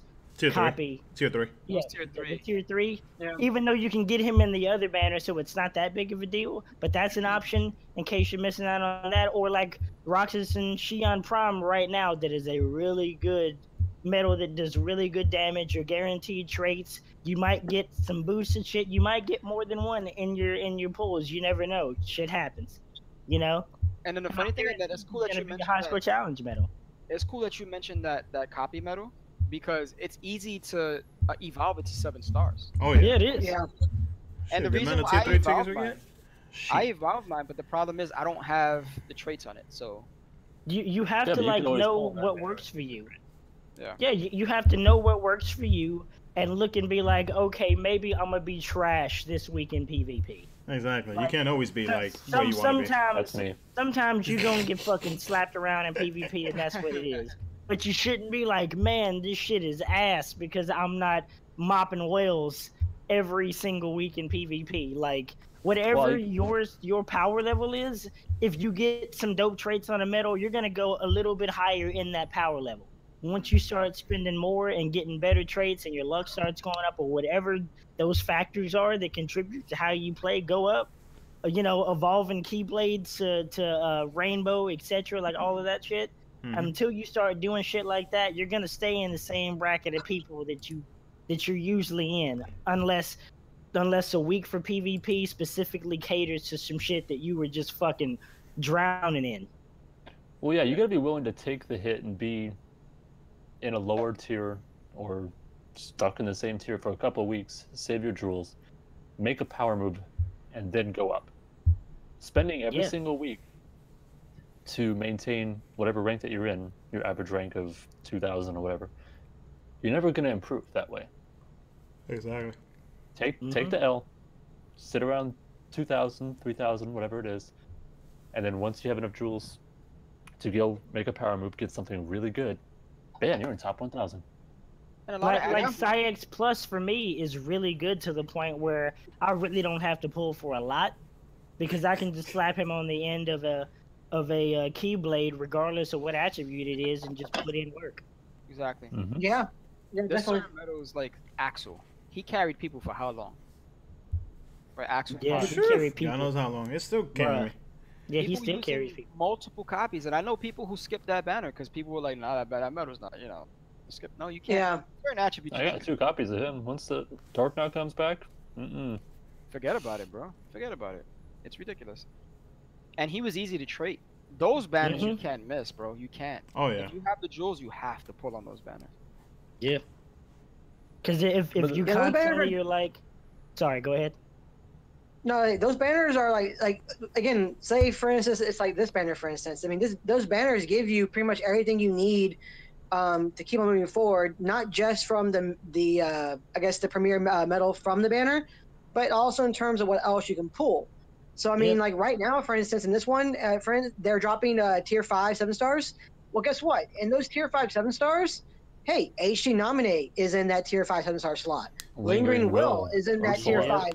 Is in that tier 5. Illustrated Terra B. Illustrated Terra B is in that bracket. You can get those medals at 7 star with skills. Skills. Yep. Let me repeat that. It is with skills. Now, granted, yes, I do understand that, defense boost 1 or 2 is kind of like, why? I mean, now it's worthless. But you can still pull other things and then stack those skills onto that medal, which, again, a few of us have already mentioned before that we are probably going to do with a few things. I mean, that these banners are really good. So while you do kind of have to pick and choose what you're going to pull, you do also have to recognize what's a good deal for you. And this is not a call out on the Octoman, because I love Smelly Octopus. He's an amazing dude, and I get along with him really, really well. But there are certain times when he says don't pull on this banner, or I'm not going to pull on the banner or something. And for the most part, I agree with them. But you also have to look at your game. And I've said this in my videos before too. You know your game the best. You know what keyblades you have that are stronger. You know what attributes you have that you really are strong at. And if you're going to be just a VIP only player, or drop money here every now and then a few times, you have to play to your strengths and with what you have. So there are certain banners, if you see them, you're like, hey, you know what? This banner has medals or attributes that I'm really good in, or that I have a really strong keyblade in. So I should really actually pull for this one, despite what I may say, despite what Lost may say, or what Octa may say. But then you also have to broaden your horizons a bit more too, and to the point that Proper just made, recognize that there are certain medals that it does not matter where you put it on a keyblade. In terms of a pet slot, for instance, that medal will still put in work for you. Psyx Plus is a great example of that one. You can put that one at the pet slot of a Keyblade, and even if you don't have a reverse buffs on it or anything for the most part, that medal is still going to deal really, really good damage. Yeah, for sure. So you have to take in both those things into account. What makes me stronger? What am I stronger in? Or is this medal something that I can put in a different spot and have it do really, really well for me? Sure. I mean, that's a big thing. To playing smart. That's a big thing to playing smart in the game as well. Copy medal should never be skipped. Oh, 100%. Agreed. Yeah. Copy. Yeah, boy. The shit you can do with copy medals is ridiculous. Like this week on Lady Luck, I have trouble because my anti-form Sora doesn't have extra attack, right? If I could get him to extra attack, it would carry so many different setups. Like when Sleeping Lion comes back, for example, it screws me because I don't have a copy medal in that attribute with EA on it, right? Yeah. That fucks me up. But you have to get copy medal. Like if they ever do a power upright forward copy, oh my god. Oh my god. Yeah. Hey man, Aaron, and don't feel bad about calling motherfuckers out just because they got you know, they may have followings and shit. Bruh, if you don't agree with what a motherfucker says, just call them motherfuckers out, fam. Everybody got different opinions. It's not so much that I don't agree with them, because like I said, a lot of ways I do agree with some of the feedback that Octo gives out. But there are times like Octo is such a big personality, and he's such a friendly guy that, you know, sometimes people who may well, I mean, I mean, in terms of like viewer base and everything, but people take what he says. Someone can be nice and talk shit. Like someone can be nice and say all kind of wrong information, fam. Yeah. Well, again, I don't think that he's always. I don't think that he's always giving out wrong information. I think it's mainly that sometimes people get blinded up to a point by what he's saying, and they don't think, hey, you know what? He may have said skip this banner, so in their heads they're like, okay, I'm gonna skip this banner because Octo said so. Even though after the fact they may go, hey, you know what? That medal actually, for my game, might have actually really helped me. And guess what? How many people? Guess how many people skipped out on Roxas Prime? And then guess who dropped? Guess who dropped? Axel Plus. And guess who? Like is really good against that fight. Outside of the invisible medals, guess who's really good for that fight? Roxas Prime. Exactly. Roxas carried everybody past. Oh yeah. I one-turned Axel. You same. Because I have 3 Roxas. And the thing is, Roxas was guaranteed per pull, right? No. No, it was just trait. A trait medal was. Well, the trait medal, whatever it is. If you wanted to chase the traits in that banner, you can, right? Like, I'm pretty sure a lot of you guys in here have EA on him, ground. You know what I'm saying? I have 3 EAs on him. Exactly. 3 different copies. Fucking whale. I literally just merged him. Reverse magic is a very weak attribute for me up until that banner. Yes, I needed reverse magic. All I had was Vanitas and Ursula. I had nothing else. Beautiful. Yeah. Great. I'm stacked in reverse power. I needed reverse magic. Same. Yeah. Honestly, I didn't pull for stained glass number 2, so he was perfect for me. No, he's amazing, bro. Like, there's no way. You gotta get him. Yeah, we were talking about the copy medals. I never skip copy medals. In global, I feel sorry for JP because they don't have it. The beginner's deal, I just spent like 12,000 jewels on it because I've been meaning to for a while. No wonder you're broke. Key art copy. That is why I'm broke. Those key art copy medals can save your ass at PvP. They literally save everybody's ass. And I think the biggest thing, one of the biggest things that I'm dropping right now is like right now I don't have a single copy medal with EA right now, and it's just like there are times it's like, oh my god, it hurts. Fuck? What? When he said that, I don't. What? I was surprised. I was like, what? Not yet. Not. I'm pretty sure I have like 12. I have no EA. I have no EA trait on any copy medal. Not a single one. Yeah. And can I say something about the copy medals? That latest nominee that came out, what was it called? KHU? Yeah, KHU nominee. I hate the way they treat that medal. I can't stand it, bro. She's in no banners, right? And then they finally put her in that banner with the copy medals. Like, I hate the fact that she's nowhere to be found.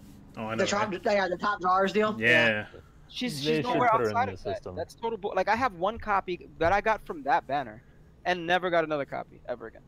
I mean, I have a really good copy of her, but I don't have EA on it, so I don't use it. I still don't have the upgraded nominee. The nominee, what is it? 2.0? That's what we're talking about. That's what I'm talking about. I don't have that. Yeah. I don't have that. I don't have her. I got lucky, and her pull rate on that banner is terrible. Yeah. Yeah, I actually I have ground and 1K strength on that nominee. I was like, if I could ever get another copy and roll EA, I'd be ecstatic. But yeah, you're right. It's so hard to get a copy of her. The only time she ever shows up outside of the top drawers deal is when they do like a copy medal deal. Yeah. Which is that doesn't happen often. And then her pull rate is terrible on that banner as well. Her treatment is terrible, bro. But I mean, it's not groundbreaking. Like, if you have the regular nominee, you can still do really well with the 7-star version. Yeah. I have 3 HG. Oh yeah, no, totally, dude. I have two of her, and I have 2 of her. One of mine has aerial and ground and attack boost 7, and the other one has no traits, but it's rolling my defense boost 5, and that has been treating me really, really well. It's been going pretty damn good with that one, even with no extra attack trait. It's still going pretty well. Oh, you're one of those. We have to be one of those. Shit, everybody else doing it. Look at me, I had to do that shit yesterday. Shit, I was getting my ass beat by that shit, but just a little bit of points, and I'm like, fuck yeah, I'm putting that shit on too. Dude, no, I think, cause like Badger and I have been going back and forth on PvP for a while, it's actually been one of the most entertaining things about PvP for me is, hey, there's Badger, let's go get him. But I think whenever he beats me out, just to fight me. like whenever he beats me out, and I see that he has those copy medals with EA, I'm just like, you motherfucker. Well, my you and copy EA medals. copy medals, man. Now, my Bonds has strength in EA, the KR Sky has ground in EA, and the KR Beginnings has ground in air. None of my reverse arts have EA on them. None of them. Damn. I have pretty much ground on all of them, but no EA. I have 2 Vanitas with, well, actually one of my Vanitas has EA twice. Phantom has EA and he's boosted. Nominate has EA and air. Antiform Sora has EA. Have you guys seen my Riku replica though? I have EA, ground, and air, and I rolled all that on him. Kick rocks. Kick rocks. Can we kick him out? The first day of his banner, bro. It was amazing. Yeah. Bro, in both copies of this damn game, I have just one copy of it, no trades, no nothing. So fuck you. Riku replica? Yes. Really? Yes. I didn't go ham. I did not go ham on that banner, dude. I really wish I did because damn, that medal would help me out with so many. Did you listen to like an Octo video where he said not to? Hell no, bro. I was broke that time. Nah, Octo, I love you. Nah, but I remember back. It ain't nothing but love. We spoke about this. We spoke about this the other day when Monster D-Face was making Kingdom Hearts content. He told so many people to not pull on the nominate banner. I'm like, bro, you're crazy. He's like, nope, and then he never got her. It took him like months to get her. Hell yeah, I remember watching his shit, and he was like, damn, I wish I got her now. But think about this. If I'm not mistaken, she came out last April, right? 2017 April? I think so. And she's still viable to this game. Oh, yeah. That's how valuable copy medals are. She's still valuable. Yeah, we were using tier 3 copy medals. Lost, I know you don't make like global content for this game much, and Aaron, like I know you are like exclusively global. I talked to Lost about it before. Like y'all have seen the stuff I've posted. Like speaking about pulling and shit, y'all have seen the stuff I posted. Like Rom and Nano for Doken do like dual summoning videos where they don't tell each other what they're pulling, but like they have a green screen and they're on Discord together when they pull back and forth. I'm surprised nobody in the KHUX community does shit like that. Usually a pull battle consists of just, oh, hey, I challenge you. I'm going to do my own video. Don't nobody like collab together on some real shit to do any of that type of stuff. I can tell you why that doesn't happen, though. Everybody has their pull ritual. I like to pull as soon as I wake up, right? I'm pretty sure Aaron has a pull ritual where he likes to pull at a certain time, right? And probably Lost does the same shit. I do. Yeah. Right, do you? I don't, bro. Right at reset. Oh, you don't? I know, right? Usually for Mercy banners, I'll pull at any time, right? But like the banners, like the EX banners, I was like, even when I was making Kingdom Hearts content, even I know like you get crazy views. I was like, I'm pulling at 5 o'clock and I don't give a shit. Because I knew at 5 o'clock in the morning I'd get the best pulls. Bruh, like we all have our ritual. Like I said, for me it used to be, bruh, I'ma wait till like this middle of the day shit when ain't nobody doing nothing. But you're not gonna, if you make content, goddamn fire, bro. Let's get it. If you make content, you wouldn't be willing to change that because you know you pull fire and it's money involved. Right? I mean, that's why I don't make content for this shit. Yeah, he just rolls it in later. I pull in bed, or I give the phone to Ashley because she ain't invested in the game. So I hand my phone up to my wife, and she pulls, and she gets fired because she don't care. That happened to me one time with Cloud EX. I was 10 pulls in.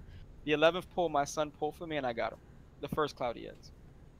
Shit, that's how it was. Yeah, what do you call it? Last night when my girlfriend just got home from work. You know, I pull because I was about to end the stream off. I was like, let's do one pull before I get out of here. You know, she looks at me. She asks me something. I look at my screen. I look down 2 seconds later. Holy shit! I got another one. What did she get you? The nominee? I got a second one. Yeah. Oh, the second one.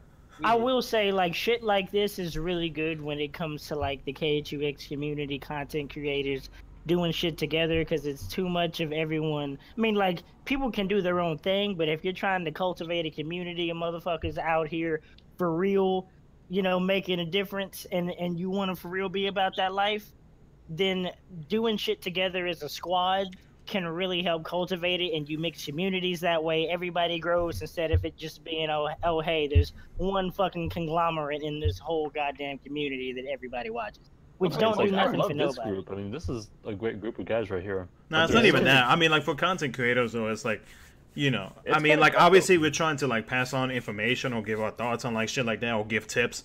Like, you know, take example like the free to play video that I did. You know, I discovered that shit like what, like right after like it got announced during the live stream. You know, everybody, you know, was all about it. You know, everybody appreciated the fact that I did something like that for them. You know, knowing the fact that, hey, you know, typically shit like that, I tend to keep to myself, like especially like high school challenges and whatnot. You know. But like when shit starts spinning around and whatnot, and you know that the first person, well, I think that I was the first person. You know, I don't want to sound cocky, but I mean, I felt like I was the first person who you know, released that information and you know, released the video, and I had like proof like doing the live stream and whatnot. But then you're gonna go and like you're gonna take that information and make it seem like it's your own, and you know, try not directly saying that, oh, it's you know, like I'm the one that made it or anything like that, but just like straight out of nowhere you're gonna you know, start making like content just like that. It's just like, what the fuck, you know? Like at least minutes later, like exactly like minutes later, like, you know, look, I get it, it's a community, you know, I'm trying to help out my community. You know, I'm not a free to play player, I know, I'm aware, you know, and I ain't got no problem with anybody calling me that, but you know, I know that information is going to be shared out like that, but hey, give a little credit where credit's due. You know what I mean? It's the same kind of thing where it's the same exactly. Kind of it's thing not a like, competition. I'm trying to help people out. I'm not trying to be like, hey, you know, I'm not going to go directly to the person unless it's like after a numerous amount of times and be like, hey, you know, like I know where you got this like information from, you know, and then like all of a sudden you spitting this out instead of like your usual stuff that you're doing it. So like, you know, what's going on? Like, where'd you get this info from? You know? Yeah, for sure. Yeah. So it's just with translations and shit, you always credit Roboloid. Exactly, because he asked me to. Right? He messaged me. Yeah. He messaged me. He was like, "Hey man, like, you know, I see that you update videos and whatnot. You know, they're getting like 1-2K views and whatnot. You know, I mean, I'd appreciate if you gave me credit." I'm like, "Hey man, that's perfectly fine. You know, I'm 100% cool with that because if it wasn't for you, my channel wouldn't be where it's at. So I apologize that I didn't give her the credit where credit was due earlier beforehand. You know, and ever since then I've been giving her credit. You know, in the other showcases and whatnot, which I've told a couple of people I'm gonna, you know, change that title to animation showcase because honestly that's the whole fucking point of that shit. But for, you know, for the animation showcases, yeah, I put in the description, you know, thank you Roboloid for you know, translating or giving like the correct translations for the ability and whatnot that whatever metal does and stuff like that. So it's just little stuff like that. It's just like, you know, making YouTube videos. It's honestly the way that I see it. You're collaborating with people and you're making friends, like what we're doing right now. Yeah, for sure. You know. Yeah. But when you're over here trying to like either take credit or make it seem like it's something that you did yourself, you know, I can't respect you for that. You know. Well, it's like you used my showcase, like you just did the Sora and Simba medal, and you gave me credit in the description, and you even did it in the video. I don't even make content. Most people have no idea who the fuck I am, and that's fine. I don't care. Whether you decided to give me credit or not doesn't bother me at all. Nah, but you did it because out of the unless decency you're like of your heart. Octo, then it doesn't affect your livelihood. It doesn't affect what you're gonna eat at home. It doesn't affect like your paycheck or anything.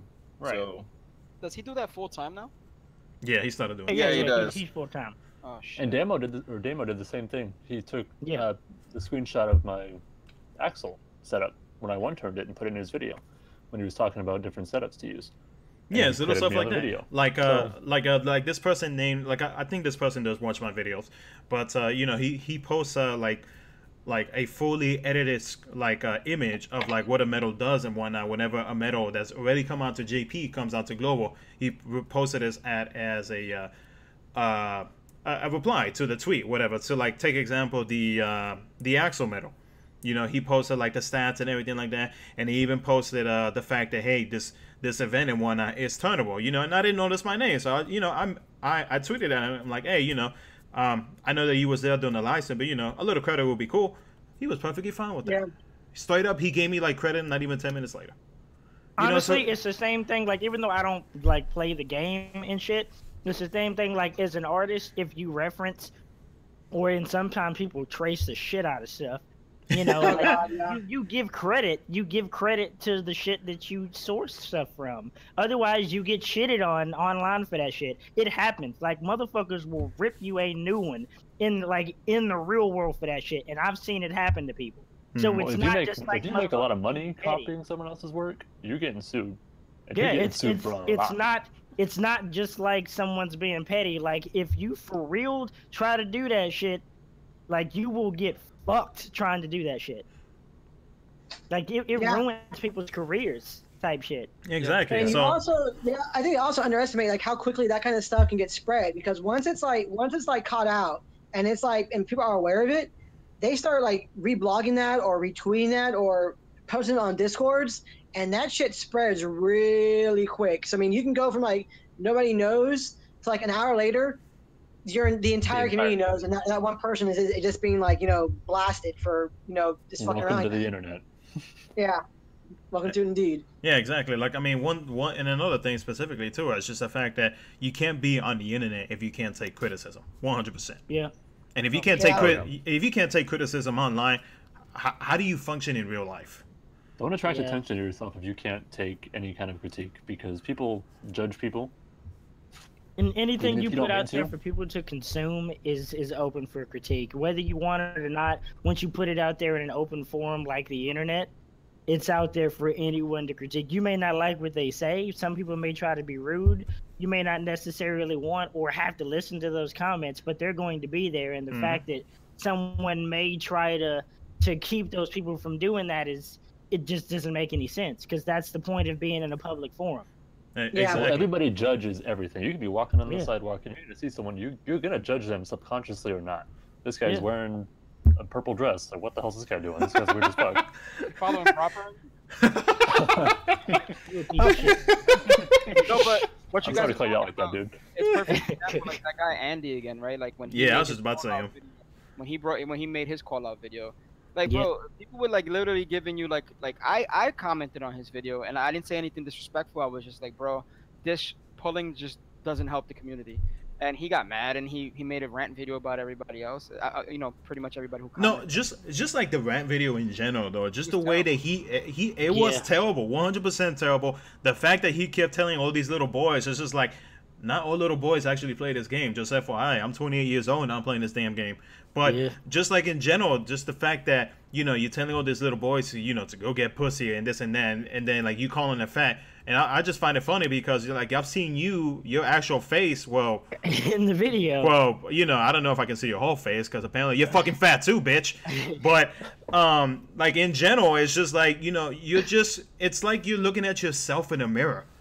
And you're just critiquing your own damn self, So it's just the way that he came out to the community, and him possibly not knowing how big and together this community is, even though they are like, I guess I'll take that from a side, but just like in general, like the whole community and how big it is, of course they're gonna come and attack you for the way that you respond to it. I mean, that was just not the right way to respond to it.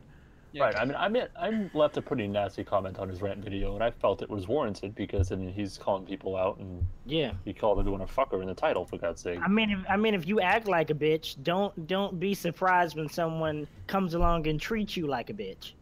Right. That's essentially what it is. And like Paul said, it's like the community is divided on a lot of issues, a lot of different things, a lot of different opinions.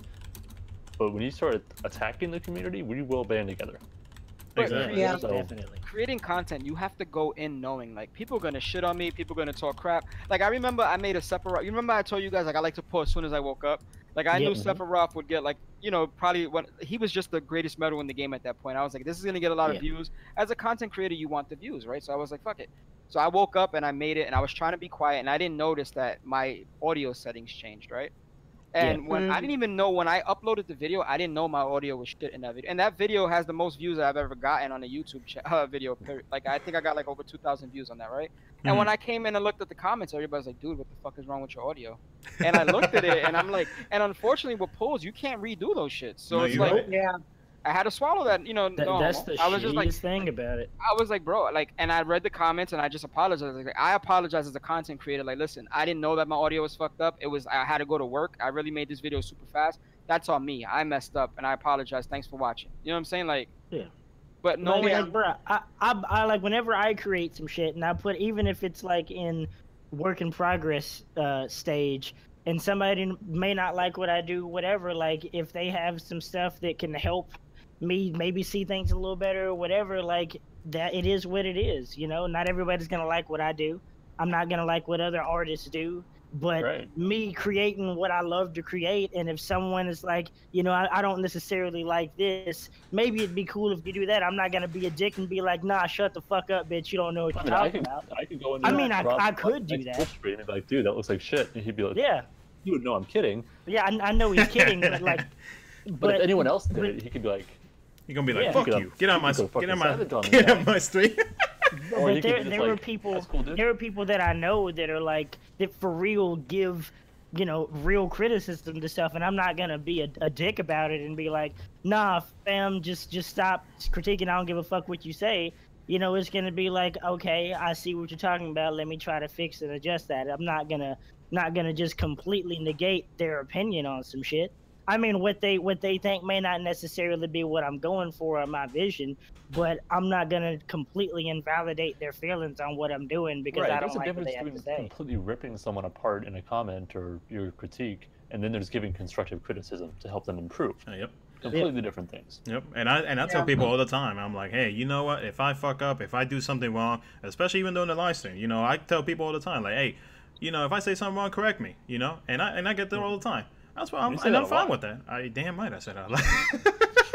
You know, like, hell, yesterday. I shit the Lost all the time in his chat. Like, oh yeah. Literally, I introduce myself talking shit in his chat. The best part of Lost streams is Squirtle, and I'll say that every single time. Hell yeah, piece of shit. Squirtle. He's got a stuffed Squirtle in the back. But as content creators, people, they have to understand two things. They have to be able to take criticism, and they have to understand that they're an influencer. Like 100. You could be the small, like Prop. Remember when I streamed Dokkan last year when I first started playing it? This shit was crazy. How all those people came out to help you, and were like, you might want to do this and that. But Prop, what was the crazy thing about that was I probably had like 15 people in the stream at that point. Some people that were watching me on a consistent basis that never played Dokkan, they turned around and downloaded that game that same night because I streamed it one time, and I was a Yo, that's the same shit that happened when I announced that I was doing a free-to-play JP account. I had at least 10 to 15 people by my side was like, you know what? I'm about to do the same thing as you do, man. Straight up. Straight up. That's how it is, man. What were you streaming the other day? Was it the Cydia or was that the Cydia. Yeah, the Cydia. Yeah, so exactly. One of my friends, actually, him and his brother tuned into Lost stream because I was sharing it. They've never heard of Lost. Just kind of tuned in to probably fuck with me, but they were watching it. My buddy Jason says, like, I'm gonna download this game. And he loves it. I haven't talked to him since, but yeah. Yeah, but the smallest content creator they have an impact, whether you like it or not. They have an impact, and it is what it is. Yeah, it's great. It's crazy the amount of shit. A lot of people don't understand that aspect of when you put yourself out there and you become a content creator, whether it be YouTube, Twitch, Instagram, Twitter, whatever the case may be. You have a voice, and there are people that are going to listen to what you say. And you also open yourself up to people not liking what you do, or liking what you do but may not necessarily like everything you do, and they might critique some shit you do every now and then. And it's up to you. No one that's perfect. Exactly, and it's up to you as one of those influencers and people that do those types of things to handle yourself in a manner that doesn't make you seem like a crazy person. Exactly. Yeah, I mean that's like, I mean, I commented back on Andy's video about that because again, he name dropped me like what, twice, 3 times, something like that. He name dropped me in the video a bunch of times. And I put in this video going like, you know, basically like, hey, you know, if you're gonna be doing this, please don't drop my name in it. But I was like, also, what you're doing, I was like, you know, he was calling those kids out for being like, you know, keyboard warriors. That seems to be like one of his favorite phrases. Like, you know, all you little keyboard warriors out there. I'm like, well, dude, I was like, your response this here, you're acting just like one of those little 14-year-old keyboard warriors. And I was like, it's not so much like, it's how we respond to criticism that, you know, really shows what kind of person that says a lot as a public guy. I mean, for myself, for instance, I mean, I've gotten like a lot of negative feedback because I pull a lot, or because I do things that anybody do, or when I make those player-friendly guides to make. I mean, I even say like these videos aren't for like free-to-play players. Like these are just more player-friendly journal setups that don't utilize like all these. Yeah. Yeah, that thing too, man. but I was like, I said that in the video, like, hey, these setups aren't for everybody, but this is like a more of a general setup. And I have people who literally told me to go fuck off because this doesn't help anybody, and I'm worthless and so on and so forth. It's Same. like, I'm like, I mean, when I responded to that, I'm like, I'm sorry you didn't like it. I was like, but this is what I'm putting out here, and I'm trying to help as many people as I can with what I have. I mean, I don't have like a free to play. You know what that setup. is though? That's people that are mad because you're a whale and you have so much shit, and they're mad because you have to quote unquote dumb it down to someone who can't pull as much as you can. Well, that's what a lot of that comes down to. Not in every case. I get that. Yeah, I totally get that too, and that's why when I respond to it, I'm not like being a dick about it, like attacking them, going like, "Oh, you're just mad because you can't pull." Or I'm like, yeah, dude, I understand. Like I'm sorry. Like maybe you want to go watch somebody else who has more setups that are more geared towards your play style or something. And I'm not trying to be rude. Like, I'm sorry, I can't help you, but I'm sure I helped somebody else. Exactly. Yeah. Like no, go ahead.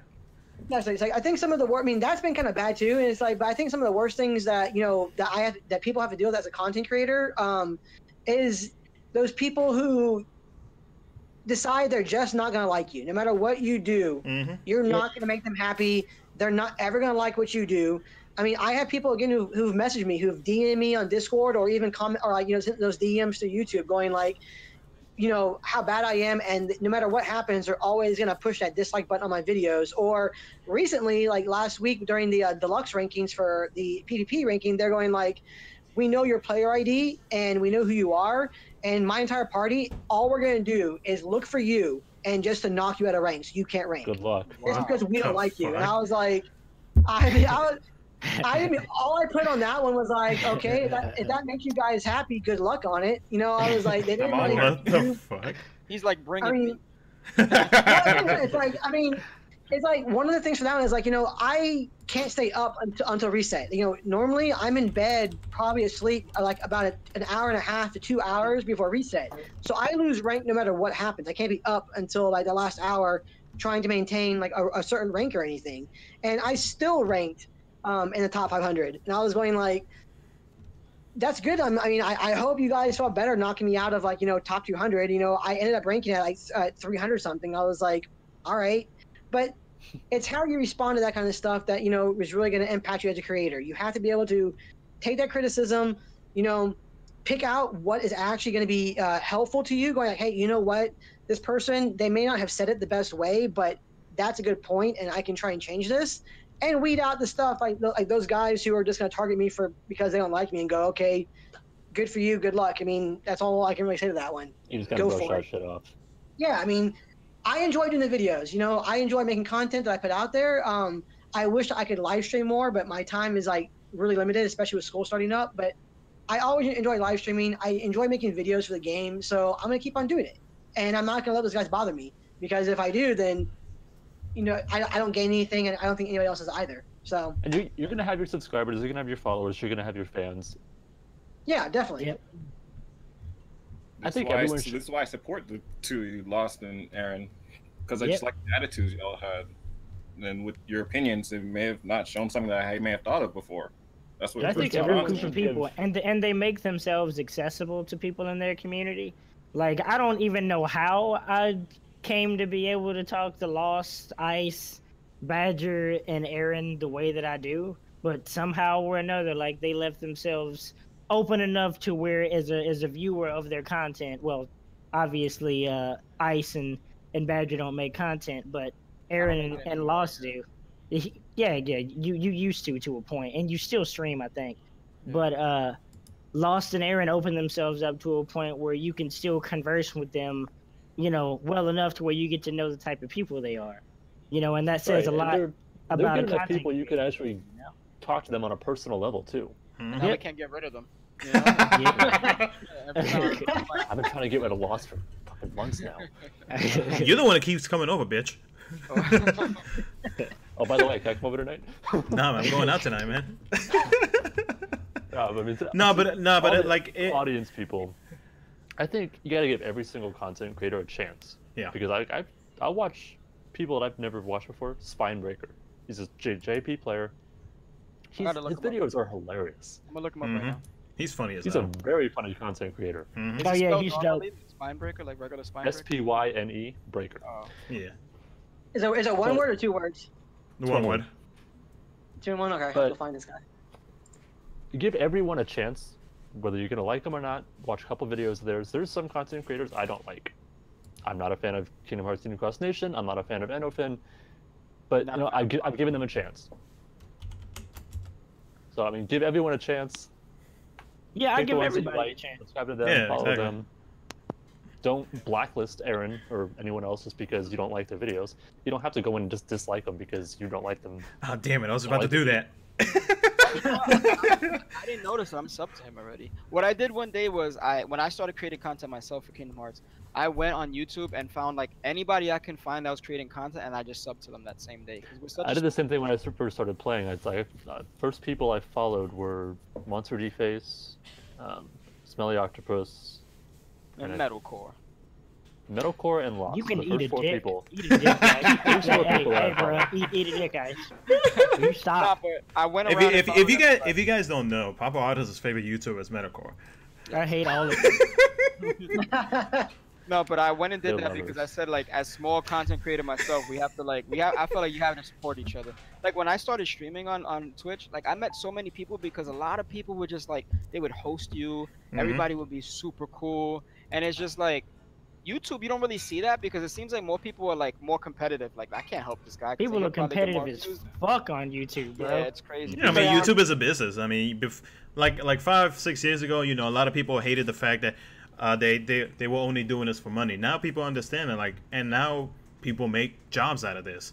So I mean, Twitch is also a business, but you can host people and raid people and all this other shit, and it really feels like more of a community. Like you can actually make your own like stream team of people and host your own stream team of people. Or there's like categories of shit that you can do and raid people in there, and like it just feels more community based. Sure, there were assholes because there's always gonna be assholes in every community.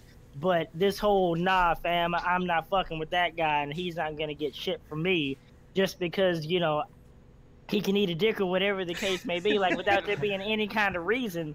It's like, bruh, come on, man. Like, if people don't grow as a whole, like, if you don't grow as a whole as a community, then don't nobody grow. Exactly. Granted, there are people in the community I don't like Badger said, there are certain people I don't watch. Like, I don't like KHU Nation at all.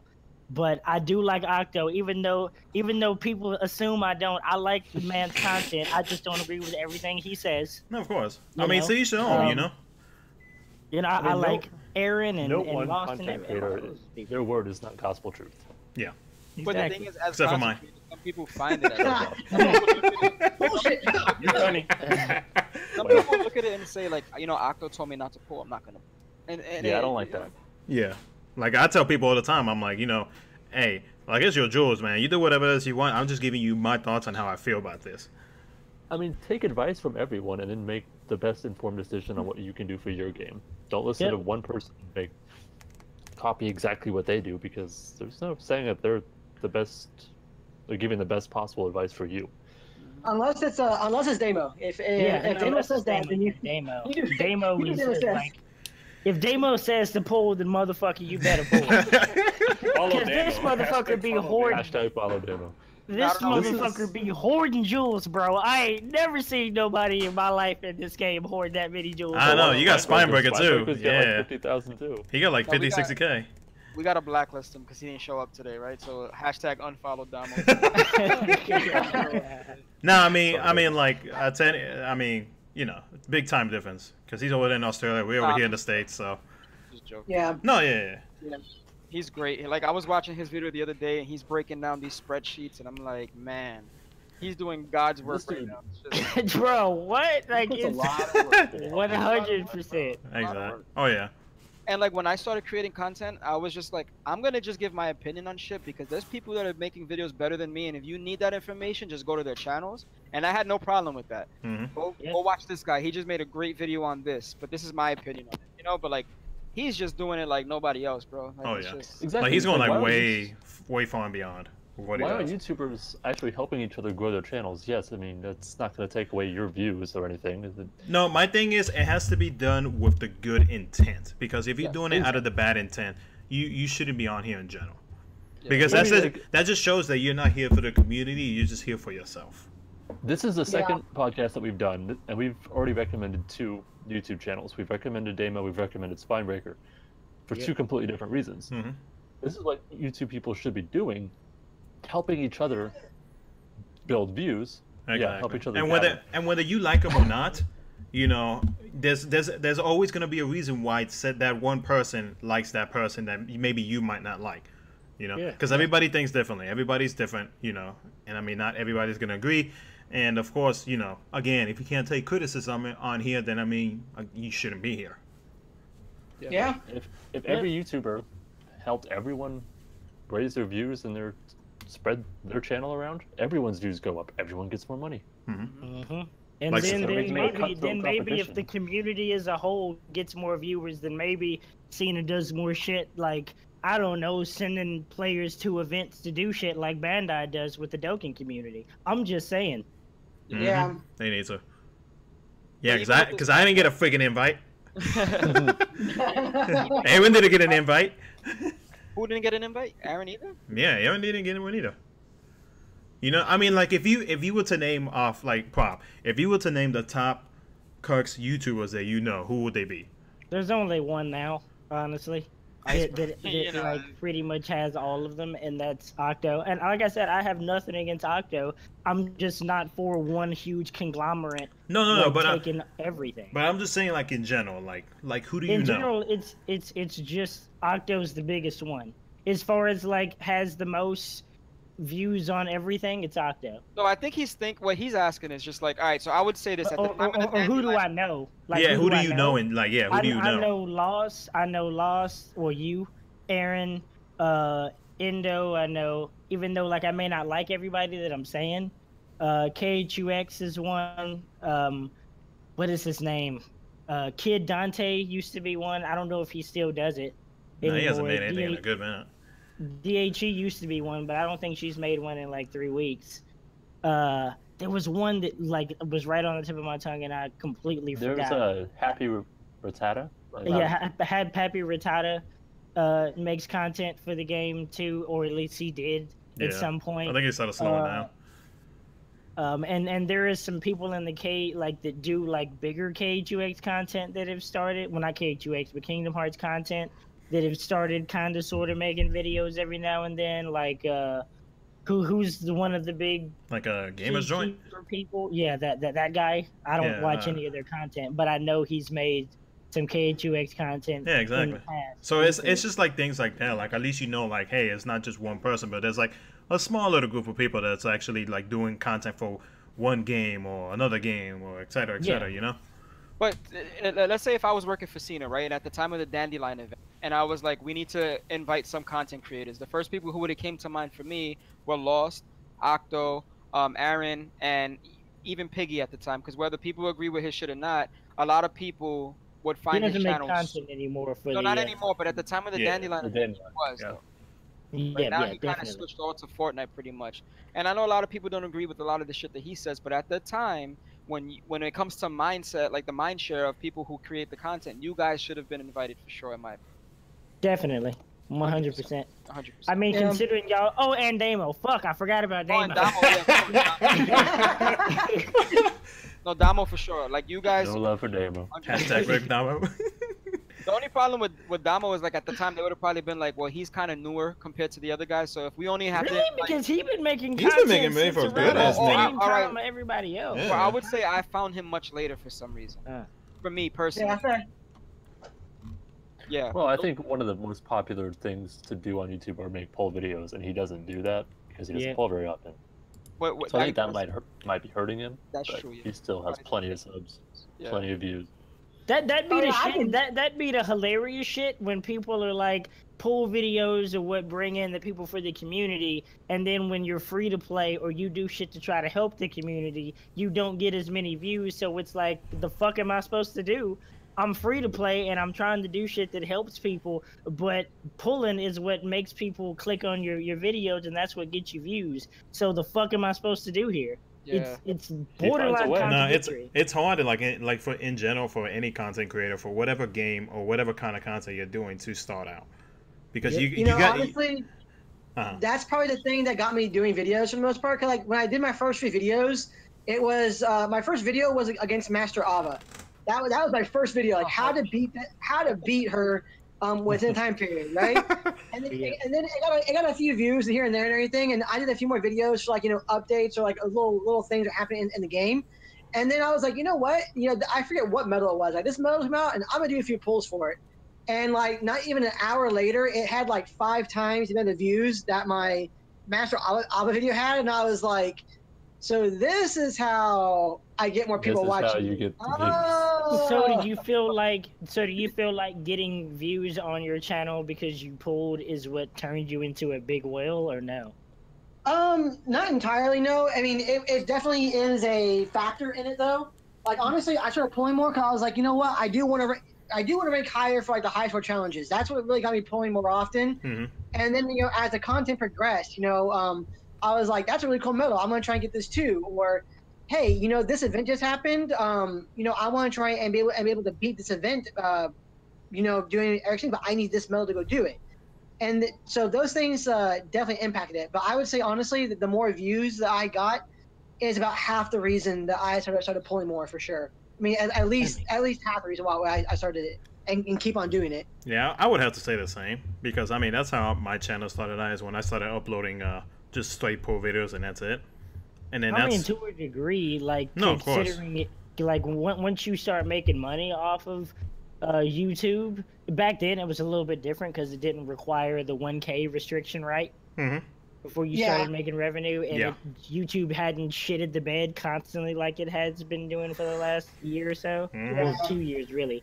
But even so, like I could understand how you getting views because you're pulling, and the money that you're making from those views is going right back into you pulling more for this game, which is just continuing the cycle. And if you keep doing well up until the point YouTube decided to, be some type of way, I can honestly see how it could fuel one, it fuels the other, honestly. Yeah, definitely. I mean, like, I think I had a conversation with somebody, actually, I think like 2 weeks ago, who was calling me out on that, going like, I'm only doing this stuff for the YouTube revenue. And I was like, dude, like, seriously, and this is real talk for YouTube content creators that we're still fighting. 3/4 of my videos get demonetized.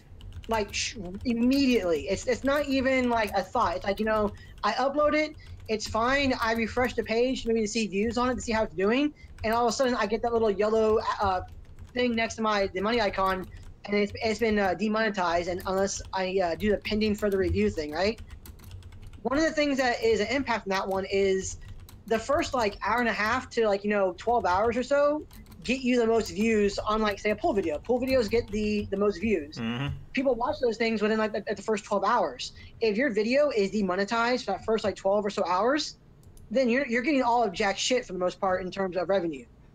And I mean, and it's something that I'm still having to fight because it's still happening for whatever reasons. I'm going like, dude, I don't make anywhere near as much money off of YouTube as you seem to think that I'm doing. Aaron, so, in your defense, bro, people have to understand, for small-time YouTubers, and I'm not sure what your subscriber count is, but to make the crazy amount of like money on YouTube that people think that you're making, you have to have hundreds and thousands of subsibers to even make it. Oh yeah, 100%. Yeah, definitely. Yeah, I'm almost at 2382 is my my subscription fee right now. And it's just like people think that you're like rich off of this shit automatically because you have 20,000 subs. It doesn't work like that. No, 2,000. And it doesn't work. Like it just doesn't work like that. Yeah, it really doesn't. It really doesn't. I mean, it's gonna be people like Octo. Octo has like what is it, like 17K? Yeah. Or something like that. Yeah. He gets most of his off donations though. Yeah, he does get a good amount of donations, which is fine. I mean, he also does this. He also does this off of as his living now. I mean, like this is now his job, and yeah, he gets supported that way, and that's great. He gets donations. He has more viewers and everything. So yeah, he'll get more of a YouTube revenue than I will, which totally makes sense. But it's when you start hitting those higher numbers that you might get a little bit more in, but even then, it's nothing like grandiose. It's not. Yeah, it's really. Oh my God, I'm a rich bitch and I can quit my job and just do this. Didn't quite work that way. As a rude awakening, the people who love watching Octo, at the end of the day, now that this is his actual job, he's going to be looking at the bottom line, and he's going to be looking at what makes him the most money because he has to. Oh, 100%. Yeah. And you can't fault him for that. You can't.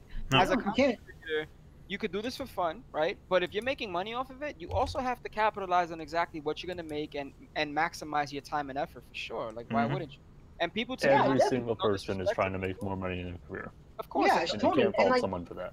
Yeah, and no disrespect to the people who think that, but you're being naive if you don't think that people like Octo and Lost and these guys are not thinking about views at one point, or even like Aaron. Like, you have to. 100%. Oh yeah, 100%. Like I look at all that stuff. Yeah, for me, I mean, honestly, like, so this is what I did. Like, I finally got enough from YouTube revenue, and I went and I bought an Elgato capture card. So pretty soon, as I get my PC upgraded, I'm actually going to install that, and I'll be streaming some console games. Like, I have like the Super NES Classic. I want to go and like live stream me playing like Zelda or like Super Metroid, with everybody on stream doing that. But it is going to have me branching out. I'm still always going to do khux content because again, I love the game. I have a lot of fun with the game, and this is what got me started. And I'm not going to stray away from that one. But I am going to look at other things too. So time management will be there, and also I want to grow. I want my channel to grow beyond just doing khux. I want to be able to do other things too. Like again, for Proper, one of the biggest things that I want to do at Proper is I want to live stream some Dragon Ball FighterZ. I love that game, and Proper plays that game.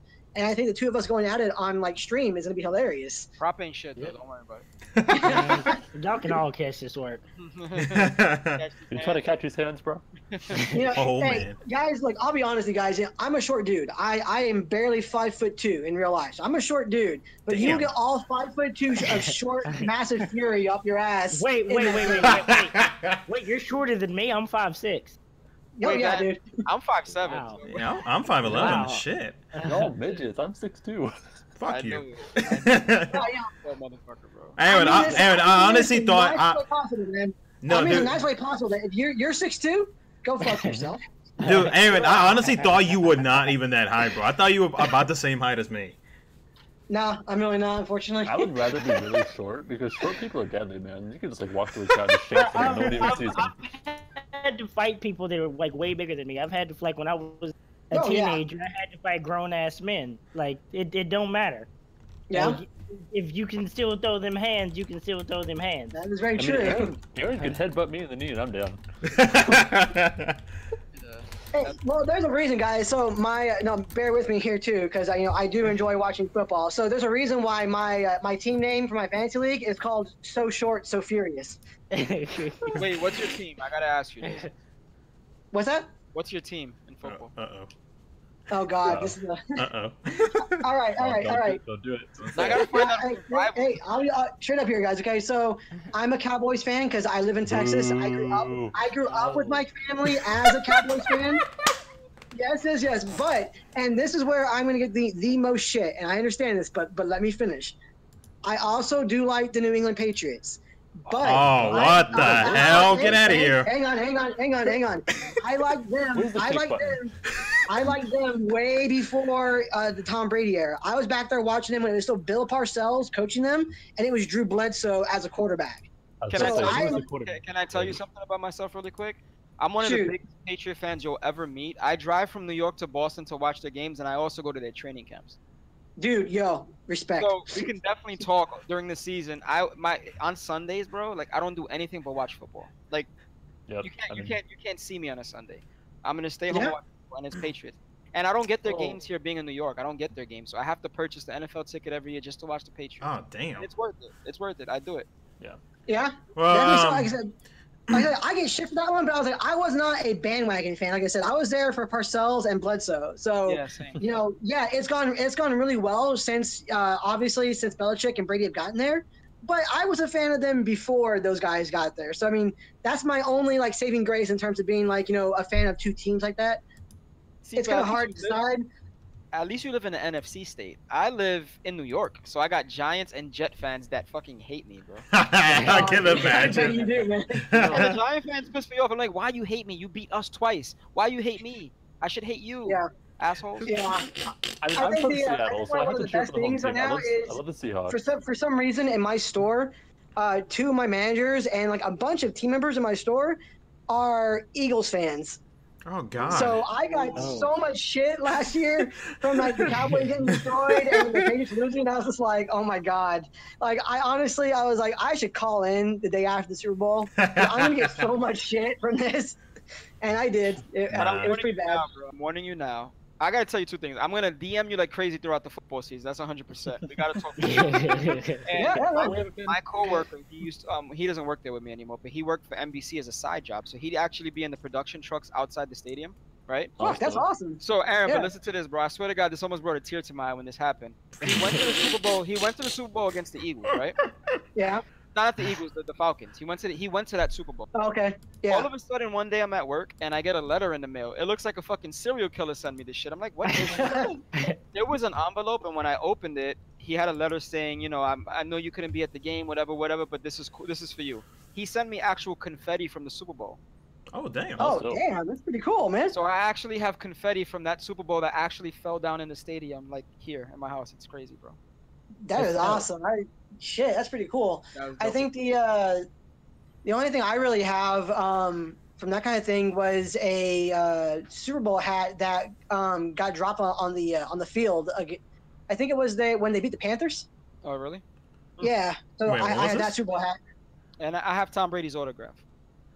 See, I don't have that. That's pretty cool. I went to training camp one year, and I'm sorry for deviating, guys, but I went to training camp one year. At the end of training camp, you line up, and then the players come around. So I had a hoodie that said 12, and instead of his name, I put GOAT for greatest of all time for people who understand what it is. And he signed it. That's freaking awesome. Yeah, bro. I've got a couple autographed rookie cards. Like, if it's Tom Brady, it's mine. Give it to me. Thank you. I don't have Tom Brady now. I do have a Brett Favre rookie card, though. That's worth.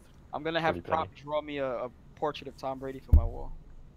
I mean, I ain't got nothing against none of that shit. So, Wait, so who? Okay, so whatever. Money is money, fam. Well, I guess it's everybody's saying teams. I mean, I support the home team, so Carolina Panthers for me. I mean, I'm a Viking fan. I haven't watched football in so long, but I'm one of those people that even though I haven't watched it, I will always be. Don't laugh. Do not laugh. I will always be a Buffalo Bills fan.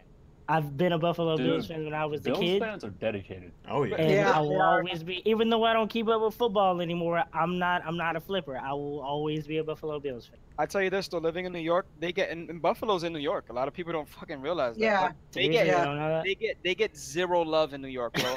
Like their games are not even televised out here. My coworker is a huge Buffalo Bill fan since he was born. He has to pay for the NFL ticket living in New York because he can't get Bills on TV here. It's messed up. And he drives fucked up. He's a season ticket holder for partial games, so he drives up to Buffalo for at least 3 games a season. 8-hour drive. Damn. Damn, that's dedication, yeah. That's dedication. Crazy, bro. Yep. I mean, I'm always going to cheer for the Vikings, but I mean, as long as the Seahawks aren't playing them, I'll cheer for the Seahawks. No, bro, that Viking game last playoff, one of the best playoff games I've ever seen in my life. Yeah, that was awesome. That was a good game. I guess we're gonna have to. I get off, man, pretty soon. Yeah, I guess we're gonna have to continue this football talk next podcast because it looks like we can get into this shit for hours. Oh man, you bring it on, man. We'll have all kinds of conversations about that stuff, and especially if you play fantasy. Y'all just opened up a whole other can of worms. We should start a fantasy league between us, right? Hey, Coda, what's your team? If you watch football, I don't watch football much at all. We got to kick he's trying to say You're out. Alrighty, well. Okay. All right, guys. I guess it's time for a lot of us to eat because I know I'm starving. So yes, eating food. is overrated, bro. Come on. Hell no, tell that to my stomach. But anyways, I guess it's time for the Goku Black of the KHUX community to sign off. Shut the fuck up. Get out of here. Alrighty, boys. It's been fun. Everybody, thank you so much. If you lasted to this long, it's been like what, almost 2.5 hours. About to, yeah, 2. Yeah. Good time. Then last week was right. No, I think last week was like 3. Really? Oh shit. Yeah. Oh, I think so. I don't know. It was a long one. But either way, though, if you enjoyed this podcast, as always, make sure to leave some awesome feedback, whether it be bad or good, in the comment section below. Better be good. Well, for Aaron, it should be good. You can rip Aaron a new one. That's fine. But, fucking Cowboys. But anyways, guys, it's been good. I know everybody here is hungry. They want to go eat before they start ripping each other a new one. And yeah, take care. And we will see you guys in the next podcast. See you guys. Later.